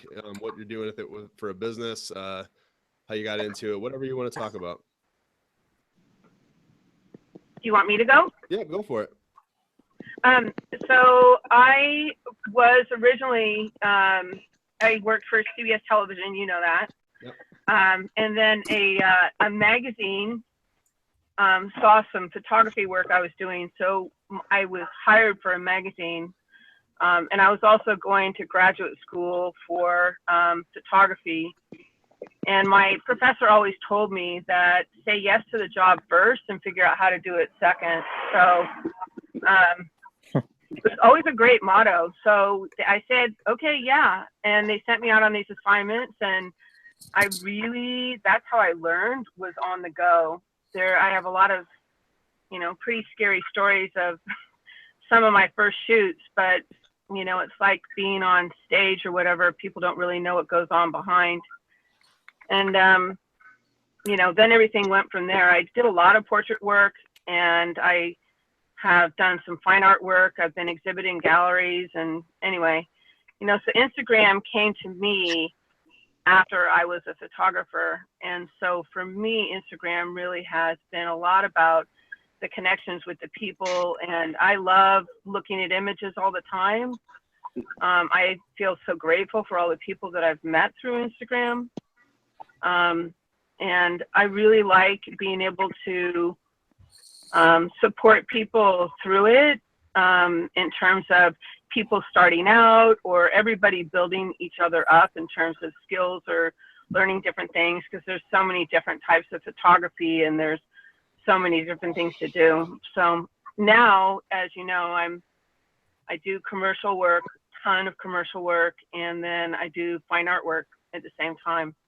And I've had some really incredible assignments, as you know, that I have to be better about marketing myself about. So there you go. You seem to be doing a pretty decent job of marketing yourself. Yeah, I know, but it's it's kind of funny. Like some of the stuff that I've done, people say, "Oh, you need to be putting out there," and I'm like, I don't know. I love what I do, and I feel so fortunate to be able to be doing a job that I wake up every day excited to do, which sounds silly. Doesn't sound silly at all. Ooh. That's the key. I said that doesn't sound silly at all. Well, it's a decision too in raising a family, as Craig said earlier. Different considerations come into it because I made a choice along the way that's what I was going to be doing, and so this is how we've mucked our way through. I think it's been really fun, but it's also a job that can go up and down and up and down and up and down. You're constantly always hoping for the next job or whatever else. So, but I've been so lucky, even with clients that I have, they've become close personal friends, and anyway, it all seems to work out. Kat? Yes? We first met when I was in LA this year, didn't we? Exactly. How are you? I thought so. I'm good. How are you? Good. I've been I saw your, well, of course I follow you avidly, but I saw the thing that your seminar or whatever you've been putting together. I totally want to talk to you about all of that. I think you're amazing, so. Oh, thank you.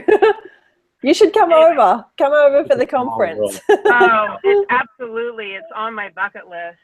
Check. If anyone ever comes to Australia. What's that? I also have to be getting over to Europe sometime this year. I miss everybody over there, but Australia's been one of those places I've never been, and I'm just dying to go. I do a lot of work with Australian tourism, as you probably know. If anyone ever comes to Australia, I would be more than happy to help out with suggestions. I've been to every corner.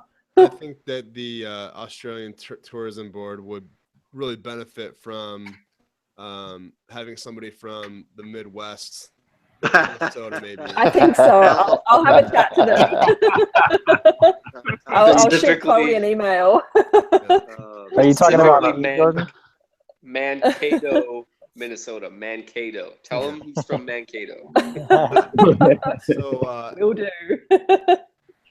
You guys, I'm gonna keep this recording going probably for a while, and it's going on 2 hours, and you guys are all still here. Actually, just a reminder, if you want to jump off at any point. I have to jump off, guys. What's that? I got to jump off, but it's been real talking with you all. Good to meet you, Craig. Good to see you again, Craig. See Craig. All right, Okay, talk Craig. soon, guys. Craig, you're such a bad person for leaving. I know, man. I'm sorry. See you guys. See you later. So I'm gonna start to slowly wrap it up, and then just open it up to people. So a lot of people have been asking some questions in the chat. I'm gonna go through some of those right now. While we wait, does anybody have any off-topic subjects they wanted to kind of bring up or talk about? I'm going to do a shameless self-promotion. Look, it's probably a long shot because I know that a lot of people are living overseas, but I do have a conference coming up. My last conference, it's called the Travel Boot Camp, and it's with two other women, a blogger and a writer, both very well known in their respective fields, and we're teaching people about our work in tourism and with travel, basically how to monetize, how to promote yourself, writing media kits, writing reports, justification, all the marketing terms that you need to understand, again, in our respective industries. So we did our first one in Sydney in June, and we've got another one coming up on the Gold Coast in November. So if anyone wants to know about that, I'm happy to share. Again, probably people aren't going to fly in from overseas, but we did have somebody come from Spain last time. We had someone fly over from Spain. We had somebody come from Singapore. We had New Zealand, and we had lots of people from every state in Australia. So that was really fun. I think that you guys, I talked to you about it a little bit before, but you guys really should do a video thing. And I know a guy who does video work in Minnesota that would be totally happy to, You'd love to go to Australia. We're actually we're talking to a videographer at the moment. We think that we'll do an online version, but look, I'm a huge believer in taking a risk when you're trying to do something new with your career. And I think that coming to the conference and making that sacrifice of money and time to actually come and meet people in person, I think it's a lot more meaningful than people just buying an online course that they may or may not watch. I think you really have to take that leap of faith. And at the moment, we're really concentrating on getting people to come and learn from us in person, because all three of us are very passionate and very successful in our industries. And we love teaching people. And, you know, for me, with the whole influencer community, it's always been about bringing other people up and giving them the tools to do the job very well, because that creates and sustains the industry, rather than cowboys coming in and not doing a good job and not being professional. So that's why we created the conference, so that we could actually have a platform to really teach people how to do these things so well and create a career for themselves. So if we do an online version, it will be quite different. It won't give everything, you know, everything that we do in the conference, which, you know, on the conference, we are sharing everything, how much money we earn, what we charge for each separate things, income streams. You know, I've got my media kit, I've got a copy of a report, you know, the sort of pitch emails and proposals that I send out. So it's a really no holds barred conference. And that's not something I'm willing to just release into the world as an online version. It's quite a personal sort of day and experience. Hey everyone, really quick, Lennon James just joined the chat. His name is not actually Welcome. James, though. Hey, welcome, man. He's a fraud. His name is Yeah, they just followed him. So you guys may or may not have seen his photo posted around the world over the last few weeks of this kid doing a jumping off of a tree and doing a flip with flowing blonde hair. Oh, Instagram featured it, and then like every single feature account that exists featured it as well. I'm going to look for it. James, why don't you tell everybody a little bit about you? This guy? Yeah, that's it. That's it right there. Oh, sick.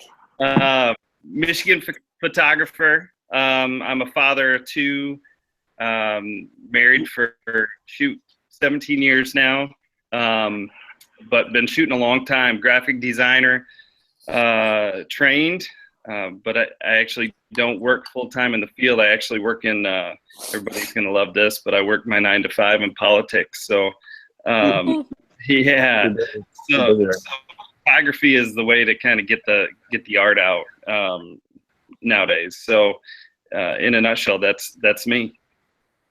We're starting to wrap up the formal conversation, but we're just kind of free flowing right now. So I'm just gonna start going through some comments or questions that people have brought up in the chat over the last hour or so.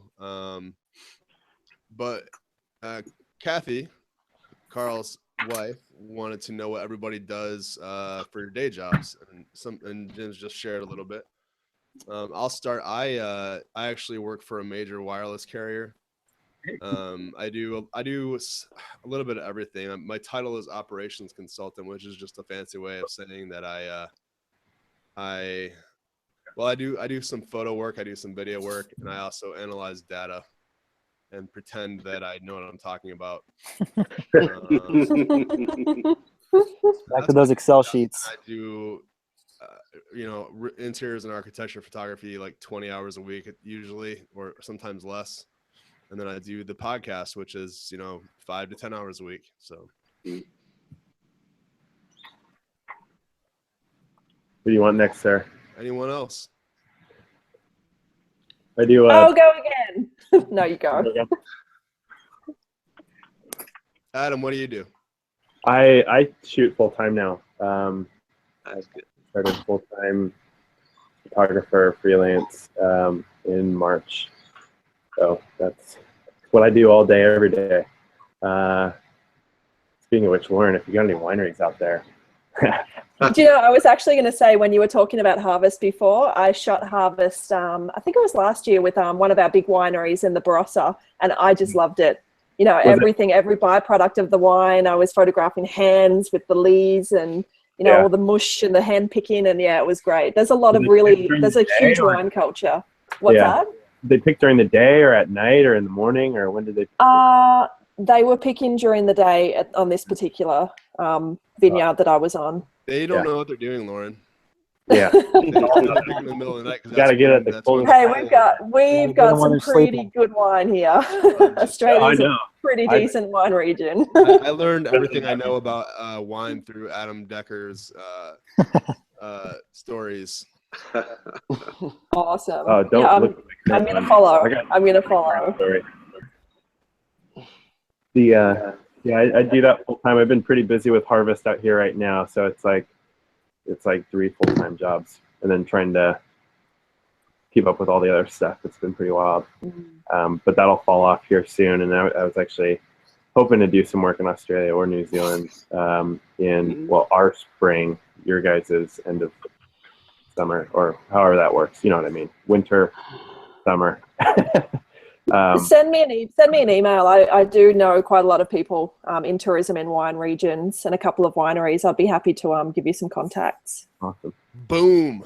Look at that. Love it. Andrew, how about you?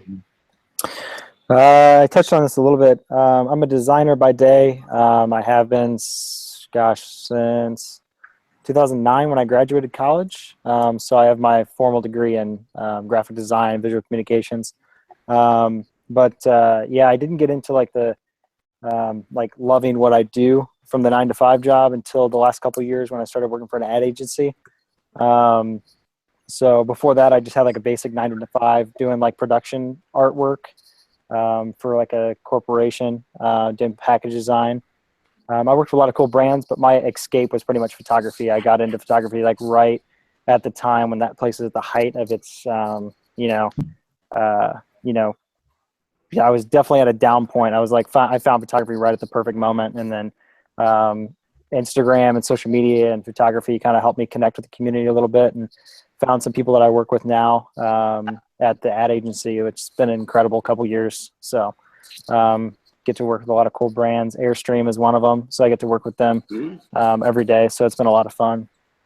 But I do that, the 8-to-5. And then I'm a senior writer for fstoppers.com, which is a photography website, which is funny because I actually learned everything I know about photography from that website a couple years ago. And now it's just funny that I've been writing for them for a couple years now. They're all crocs. All those professional photographers, they just make it up like we do. So don't believe them. I do that. I think I'm at like 150 articles for them over the last year and a half or so. And then freelance photography and social media consulting for a few brands here and locally. So stay pretty busy. David, you already talked. You didn't. Well, I should also say that everybody who is on this chat has had an episode of the Hashtag Podcast. So definitely go back and check out these episodes.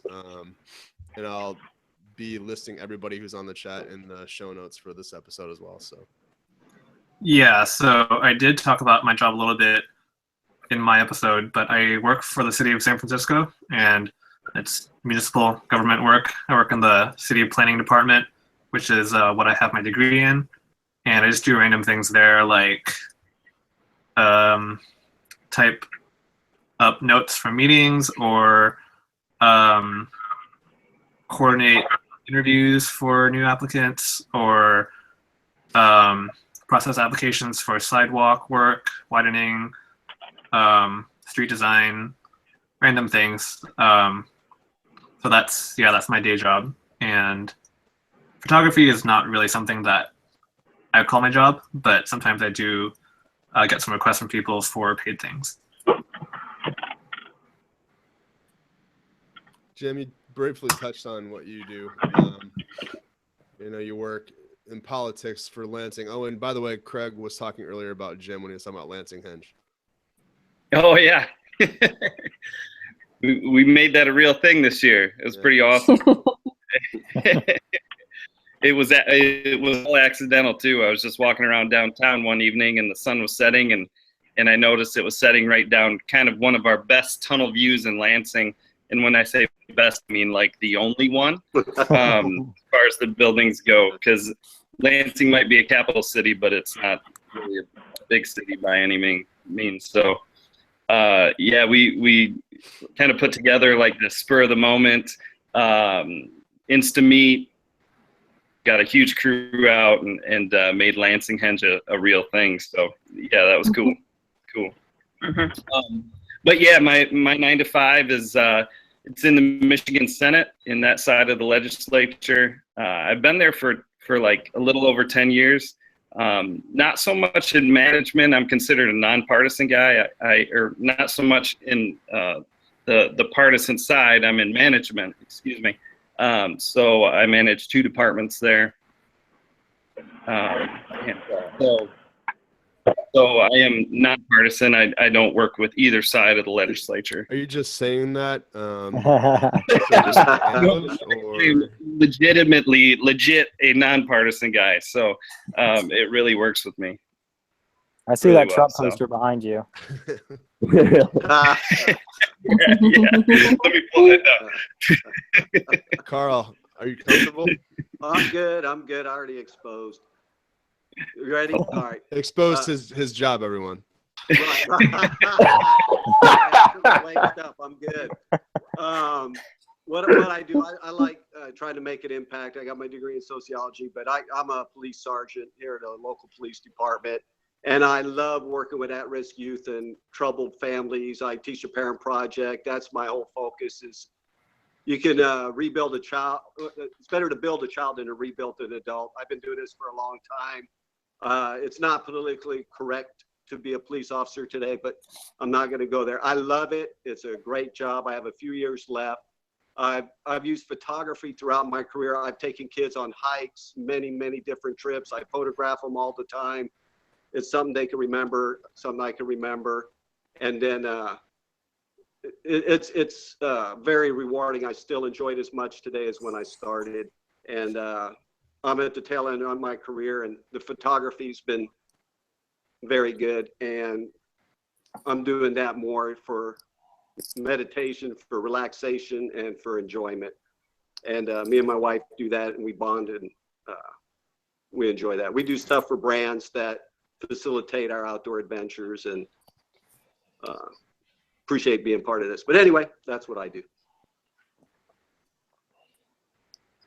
And then, of course, the people who don't have a real job.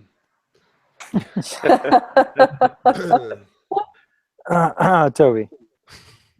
You want me to go first? Sure. I do this full time now. I was fortunate enough earlier on today to do the first screening of a documentary that me and a colleague put together called I Take Photos. So if you do get a chance to stumble across my feed, a few posts back, you'll see the trailer for it. We haven't put it in general release yet because it's currently going through the film festival run. But it's won a few awards, so we're really quite proud of it. It's a very short documentary, 5 minutes 30. And yeah, we did the first screening, and yeah, it was received really well. I do this full time, so I work with various brands. I'm not going to bore you with the details of who, but again, if you look at my feed or you look at my website, tobyshinobi.com, you'll see the kind of people I work with. I tend to be a bit picky about who I do work with, just because my feed is quite stylized, and in terms of content provision, I'm happy to shoot different things with different people. So if it's going to go on their feed, then you know I can be a functional photographer and definitely provide you with quality content. But if it's going to go on my feed, then I'm a lot more selective in terms of what goes on, because I don't want to lose the following that I've built up, or lose that integrity, or have the words that signal death to every content creator of sellout be pasted on my feed, as was the case with one guy that I know. Someone typed in caps sellout on his page when he posted a certain watch brand who I won't mention because I may have mentioned them before in the past, and it may have been tweeted a couple of times. I'm not going to mention who they are, but I'm pretty sure you can work out. And I'm sure maybe there's someone in this group here who may have or may not. It rhymes No with- disrespect. it sort of I'm nearly sounds like finished. Danielle Bell. I can neither confirm nor deny. I wonder, does a Fifth Amendment work? Does a Fifth Amendment work if I'm live streaming? I don't know. But yeah, that's me. That's my day job is I take photos. Excellent. What is what's the name of the documentary, chat? It's called I Take Photos. I take photos. Oh. Yeah. Hell, I actually want original. to start shooting more portraits so that I can wear a T-shirt that says "I shoot people." I get paid to shoot people. That's what I want. I want a T-shirt. That says. I will buy that shirt. Yeah, I'll start selling them. Yeah. And then Kat, you don't have a real job. No, I don't at all. I just hang out. You have 4 kids. Yeah, I have 4 kids. That's- And yeah, I'm a photographer full time. The pay's not great for the 4 kids, though, right? Yeah.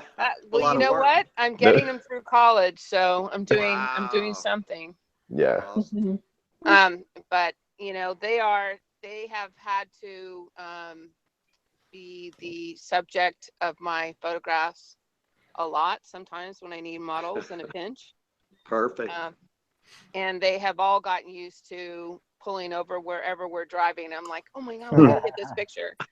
For Mother's Day, they gave me the gift of we could walk. I live by the beach. We could walk on the beach and we could stop as many times as we want to take pictures. Sweet.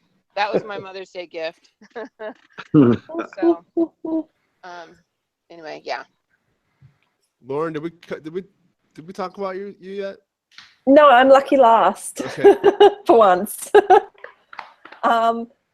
So I used to be a chef pre-Instagram. Now I've been doing Instagram sort of destination marketing work for close to 4 years full-time. But I run a social media company that provides various different services, including project management. That's probably one of my main sources of income. So if a destination wants to do a group campaign with, say, 6 or 8 or more influencers, I will facilitate that.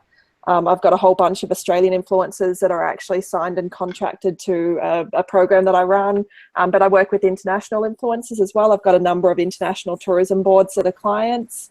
I do some consultancy. I run my own conference. I do lots of public speaking and stuff in the media here in Australia and sometimes overseas. But the bread and butter and the heart and soul of my business is the travel work. Where it's just, influencing sort of thing. I take pictures, create content for my clients, post on my social media accounts, Instagram, Facebook, Google+, Stella, which I love, and sort of really get into the marketing side of things, trying to drive more comments and drive people to websites and just get lots of talking and awareness happening about the various destinations that I visit. So lots of different things. I'm very busy. I do hire somebody part-time to help me with some admin work. That's quite new this year. But I also work 7 days a week, 12 to 14 hours a day, absolutely crazy, doing emails at 11 o'clock on a Saturday night. Running your own business is not all just having an awesome time shooting sunrise in Ireland. It's also, really hard work and lots of sacrifices. Yeah, it sounds really boring. You should come visit Indianapolis. Well, I'm coming to America next year. I'm coming to do a road trip, so I'm not sure. I'll try and pass through as many places as I can with the conference. Chicago's a little nicer. Yeah. Well, I really want to go to Oregon as well. I've got friends up that way. But a lot of people have asked me if I'm going to do the conference in America. Because I was on Instagram so early, I do have a really high American audience. But at this stage, no. Keep it to Australia for now. So we're officially at 2 hours, which is crazy. We did it, guys. Everybody in the email, I was going to do this for an hour. I have to go soon. I've got heaps of work today. Yeah, so if anybody needs to jump off, that's totally fine. There was a few pointed questions that I'll just ask you guys really quick. Toby, Ben wanted to know, Ben Morales Hey, Ben. who's also a former guest, wanted to know how did you initially get connected with Sony, and do you have any recommendations on getting the attention of larger brands like that? Yes, I can respond to that one, and then I'm probably going to duck out after that because it's like something to 3 a.m. over here, and I'm about to pass out. So with regard to Sony, they actually reached out to me. I tried to get on their radar for quite a while, and it didn't quite work out for whatever reason. I think the timings just didn't work out. But I kept on plugging away, and I kept on just producing what I thought was high quality content. And I did do that whole thing where in my profile, I kind of mentioned the camera I was using. And interestingly enough, around the time when I kind of gave up on that idea, Sony had actually seen me, but didn't have, their timing didn't work out. So they couldn't work with me on the project that they wanted to work on me. So they didn't get in contact with me at that particular point. So this all transpired later on. They told me that, you know, they wanted to work with me earlier, but they hadn't had the chance to. In terms of tips, in terms of getting big brands, I don't know what my learned or esteemed colleagues may say about this, but I've always kind of felt that with social media, it's kind of like karma. I kind of feel like whatever you put out, you kind of get back. I wasn't doing much in the way of brand work initially, and then I spoke to a friend of mine, Dan Rubin, and he said to me, you kind of got to put it out there. Whatever you kind of put out there will kind of come back to you. And so I started doing stuff which was kind of more conceptual. And if you go back in my feed, you'll see where I started doing a bit more stuff, which actually got me the attention of Adidas. And I just started doing stuff which I thought companies would like to see. But I kept it within my style because I didn't want to kind of, again, have those 2 words which everyone dreads seeing on their feed. And I think everyone needs to do that. You need to maintain your artistic integrity, but you need to do something which makes your feed brand friendly. So, I mean, I've seen your feed before. You know, obviously don't have anything which is going to put any brands off. Do stuff which is going to encourage them to kind of come to your feed. Do as much as you can to encourage engagement, and just ultimately do things which are going to maintain your integrity as an artist. Because if you start catering too much towards the individual, towards a client, you may find that you lose followers, which is the main reason why they want to work with you anyway. So hopefully that kind of answers the 2 questions. Solid answer. Yeah. Ben, if you're not satisfied by that, Toby, I'm sure people wouldn't mind if you just wanted. There's a lot of females that I'm sure wouldn't mind if you just put the camera on yourself while you fall asleep.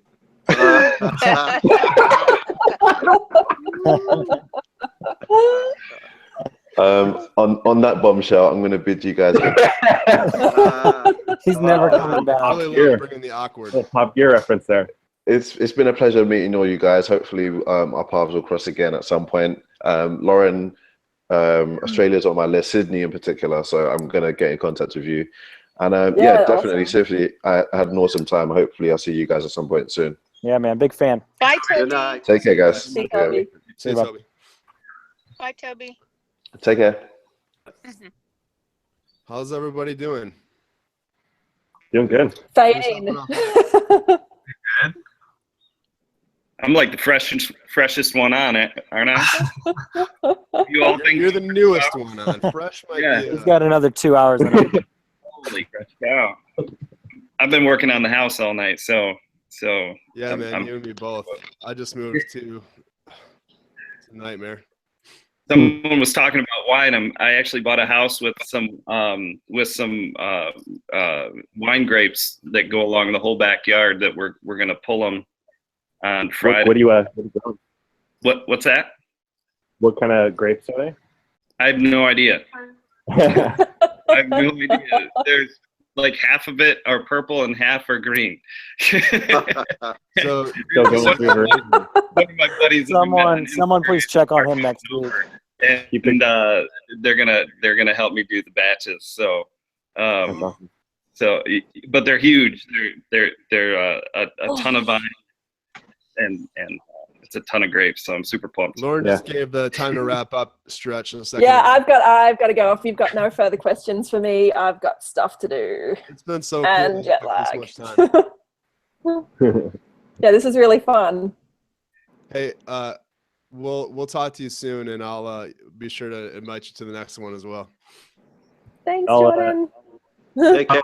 Nice to meet you. Bye, guys. Bye, Lauren. Bye. See ya.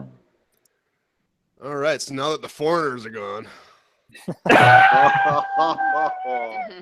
just kidding. Love those guys. They made the show sound so much more sophisticated. I love talking to them. Heck yeah. I followed Toby for so long. It's awesome to finally get a chance to chat with him. And by the Toby's way, amazing. I'm perfectly comfortable with my sexuality. I don't really want to watch Toby's joke.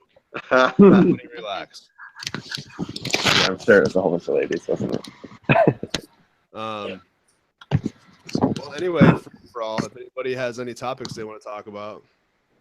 Oh, I got. I'll start with one just because it's fresh. Safety. I see a lot of pictures on Instagram with everybody doing backflips up at Taft Point, and they're, doing some crazy stuff with the feet off the buildings. Yeah. I fell and I thought I was safe.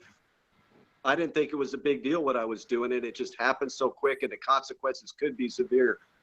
So the only thing when I do pics now, I'm not going to do any pics of anything that looks even remotely dangerous because I don't want to. If it's home and it happens so quick. So that I'm just going to. And the only other thing I'm going to be posting anything with anything that looks like it could be taking any risk. Worry about it later. So that's why I'm mentioning it. But it's something we got to be aware of. Just a lot of guys are doing some crazy stuff just for a nice pic, and I don't know if it's worth it. I don't know what you guys think or what. It's you guys not. I can't stand it. It makes me mad every time I see With it. you, with you, Carl. It's tough. I'm with you. Anyway, that's the main thing I wanted out there today. But I've had some for the downer situations where conversation there, but and then if you go to my feed, I posted the link on there again. We had one helicopter there that was canceled on another call and filmed the whole thing. So at least I got a little memory out of it, but it sucked. Yeah. So anyway, be careful. That's my main thing for trying to get out there. I couldn't agree with you more, Carl. I'm still limping from a little thing. I've been doing night harvests in Sonoma and Napa, and it's like 3 a.m. pitch black, and you just fall into stuff that you don't see. And I got bruises, and I'm pretty sure I chipped my shin bone because it's still got like a big, I don't know, it looks almost like a little point right in the middle of my shin. Oh. You gotta be. I mean, I had a headlamp and a flashlight, and somehow I missed it. But it happens quick, huh? Some of the stuff I see on Instagram, it's like, okay, well, Enjoy those likes. Yeah. That's crazy. Doesn't mean that much. I guess kind of similar to that, maybe not doing things that are like physically dangerous, but how do you guys feel about like breaking the law or like trespassing, tresgramming, as some people call I it? can't answer that one. Totally for Oh, yes, please, I forgot. So should we mute you for a little bit? Turn off our mics? Well, I'll just touch that real quick. I don't go to meets just for that reason because I don't want to be there. I'm not going to tell anybody what to do. I'm not going to get involved. If it, like, even on Glacier Point, they go there and says, don't go, and then they got that little rock out there. It doesn't matter to me. People take their own risk. It's their own consequence. For me, it's just about safety.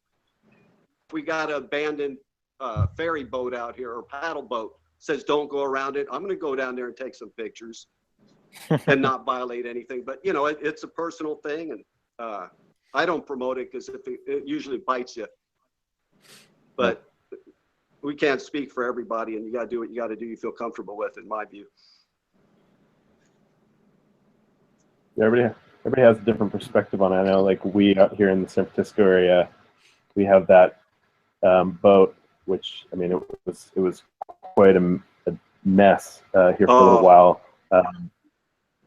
Somebody was using a spinning wool and lit it on fire, and that was a really big issue.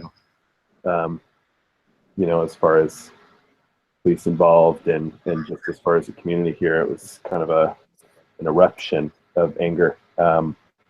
Where I think there are certain situations where it's more of be respectful of the place if you're going to be there.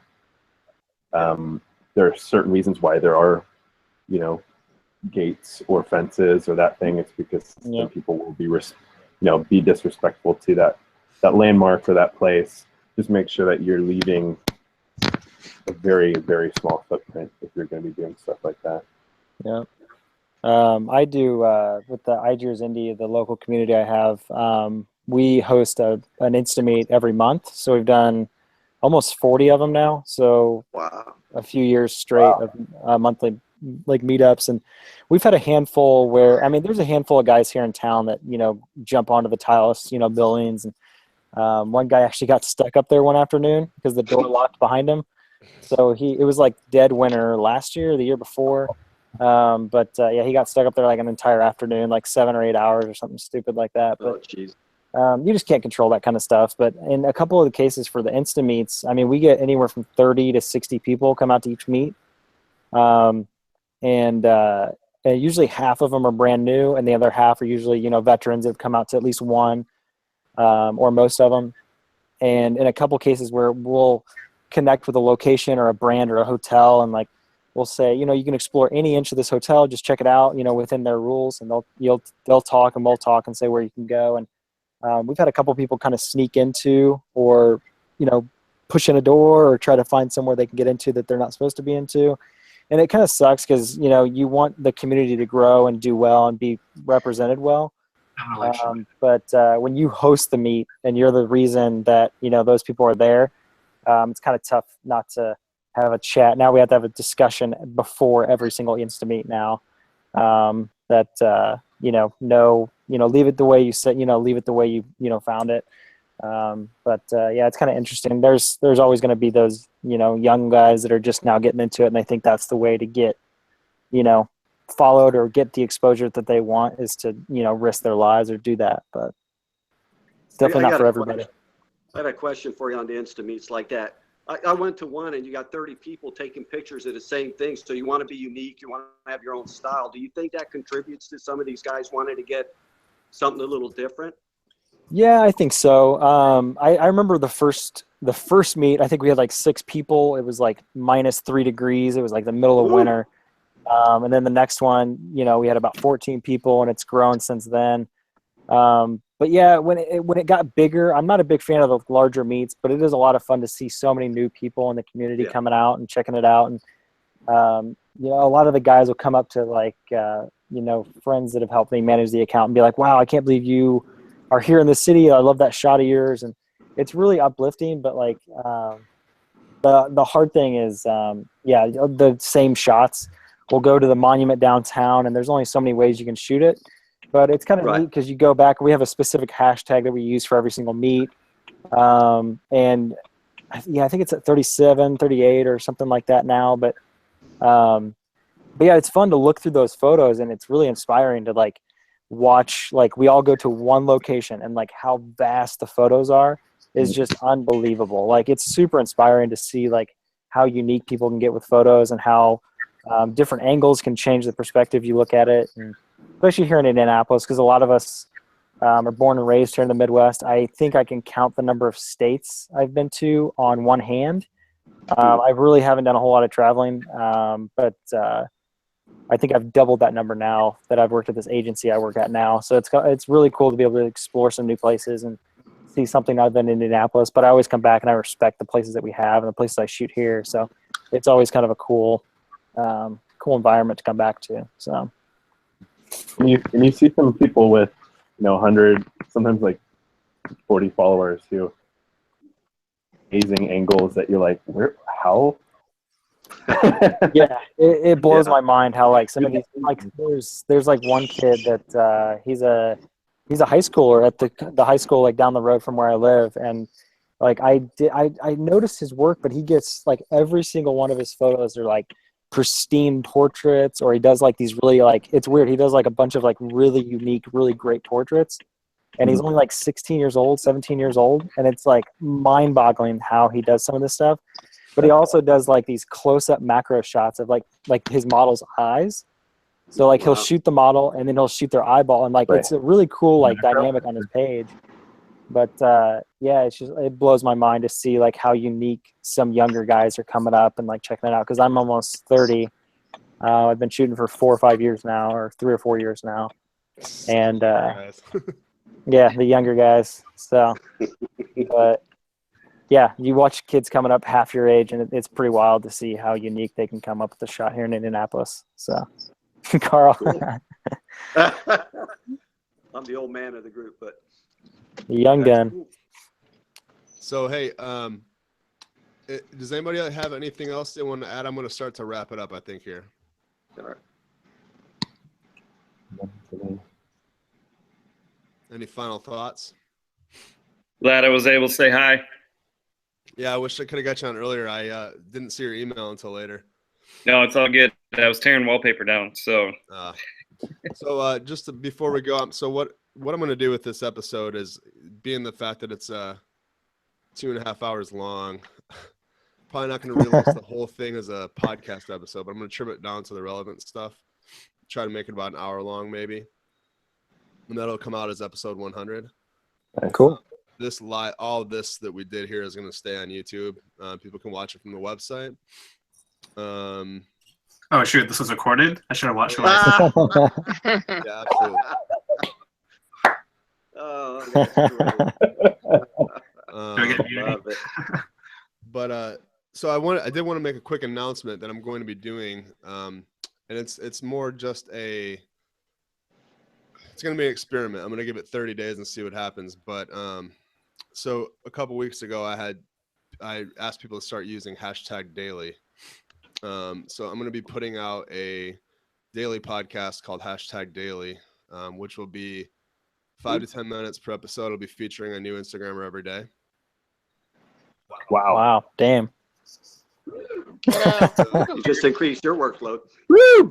Well, so I'm not gonna interview them. I'm just gonna find people who have used that tag, look at their account, and not necessarily give a critique, but just explain why I enjoyed that feed and just try to get people to go check them out. I haven't decided yet if I'm going to be making a separate Instagram account for that, but we'll see. I'm not sure yet. But this is just a way to get more people some recognition. And I want to do something a little different than what the regular feature accounts are doing. So that'd be cool. What I want to do is feature three photos a day of the person that I'm featuring for that episode. And I think it's just going to be a Monday through Friday podcast. So that will start the week episode 100 is released. Dang, awesome, man. So it's a great idea. I'm going to give it 30 days. And if it doesn't pick up at all, I'm going to probably stop it. So, because it will be a lot of work, but I think it's worth it. So, yeah, that's great. Good luck with that. Yeah. I think it's great. Awesome. So just another way for me to overwhelm people's podcast. No such thing, man. No such thing. All right. So any final thoughts or anything that people want to add before we wrap this up? Hey, I want to thank you, Jordan, for doing this and all your guys' work. I appreciate that. It inspires me. I'm just getting going, and you guys do great work. And I just appreciate being part of it. For sure. It's great to meet everybody here. Cool to see your faces after hearing you on the podcast. Yeah. Thanks, So Jordan. do people listen to my podcast? Yeah. I did. In fact, Way back. I'm going to see what we're at so far, David. I can give you guys each a rundown of how many downloads you've each had. Oh snap! Here comes was it Craig? Craig Hensel get the Yeah. No, he he was one of the older episodes. Yeah. No, this is amazing. Like some of you guys I've been following for months, if not years, and yeah, it's pretty wild to be able to. It's just crazy to be able to connect with so many different people. From I mean, heck, we had we had Toby on and somebody from Australia, and it's like it just like blows my mind how we're able to use the app and connect with so many different people. So The community. yeah, it's amazing. And yeah, I think social media for me, especially at the beginning, I think in college, I started with Twitter, and I used it as a tool to just find resources and follow people I thought were inspiring. And then Instagram came out, and I was like, that blew my mind. That, you know, I don't think they expected the comments and the actual community to grow as well as it did. But it was a nice surprise for sure. So it's been a lot of fun. Kat, you are at 1,100 or 1,134 downloads. Dang. Andrew, 1,074. Shit. Let's see. Toby is like at over 2,000. Yeah. Dang it. And Lauren was up to like 1,700. James, 1,287. Holy smokes. Not bad. Adam, 1,409.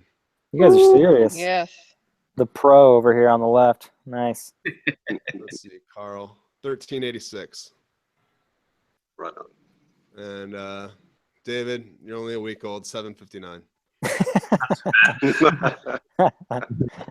Getting there. Good start. Yeah. Cool, guys. I really appreciate you all doing this. And yeah, like I said, I'm going to edit this thing down, and this version's staying live on YouTube. Nothing I can do about anything. All right. Well, we appreciate you too, Jordan. You're great. Absolutely, man. Thank you. Yeah, man, the work you put in is amazing. Yeah, it's Yeah, definitely it not. is. Yeah, it's definitely not wasted. So I love it. I'll send you guys Yeah, all the it's really good. information later on. Alrighty. All right, man. Thanks, Thank you Jordan. so much. Have a good night. Have a good night, Awesome. guys. You guys all Nice. have a good night. Yes, Good talking nice to meeting you guys. Nice meeting Nice you. meeting you guys. See you guys. Take Bye. care. Bye.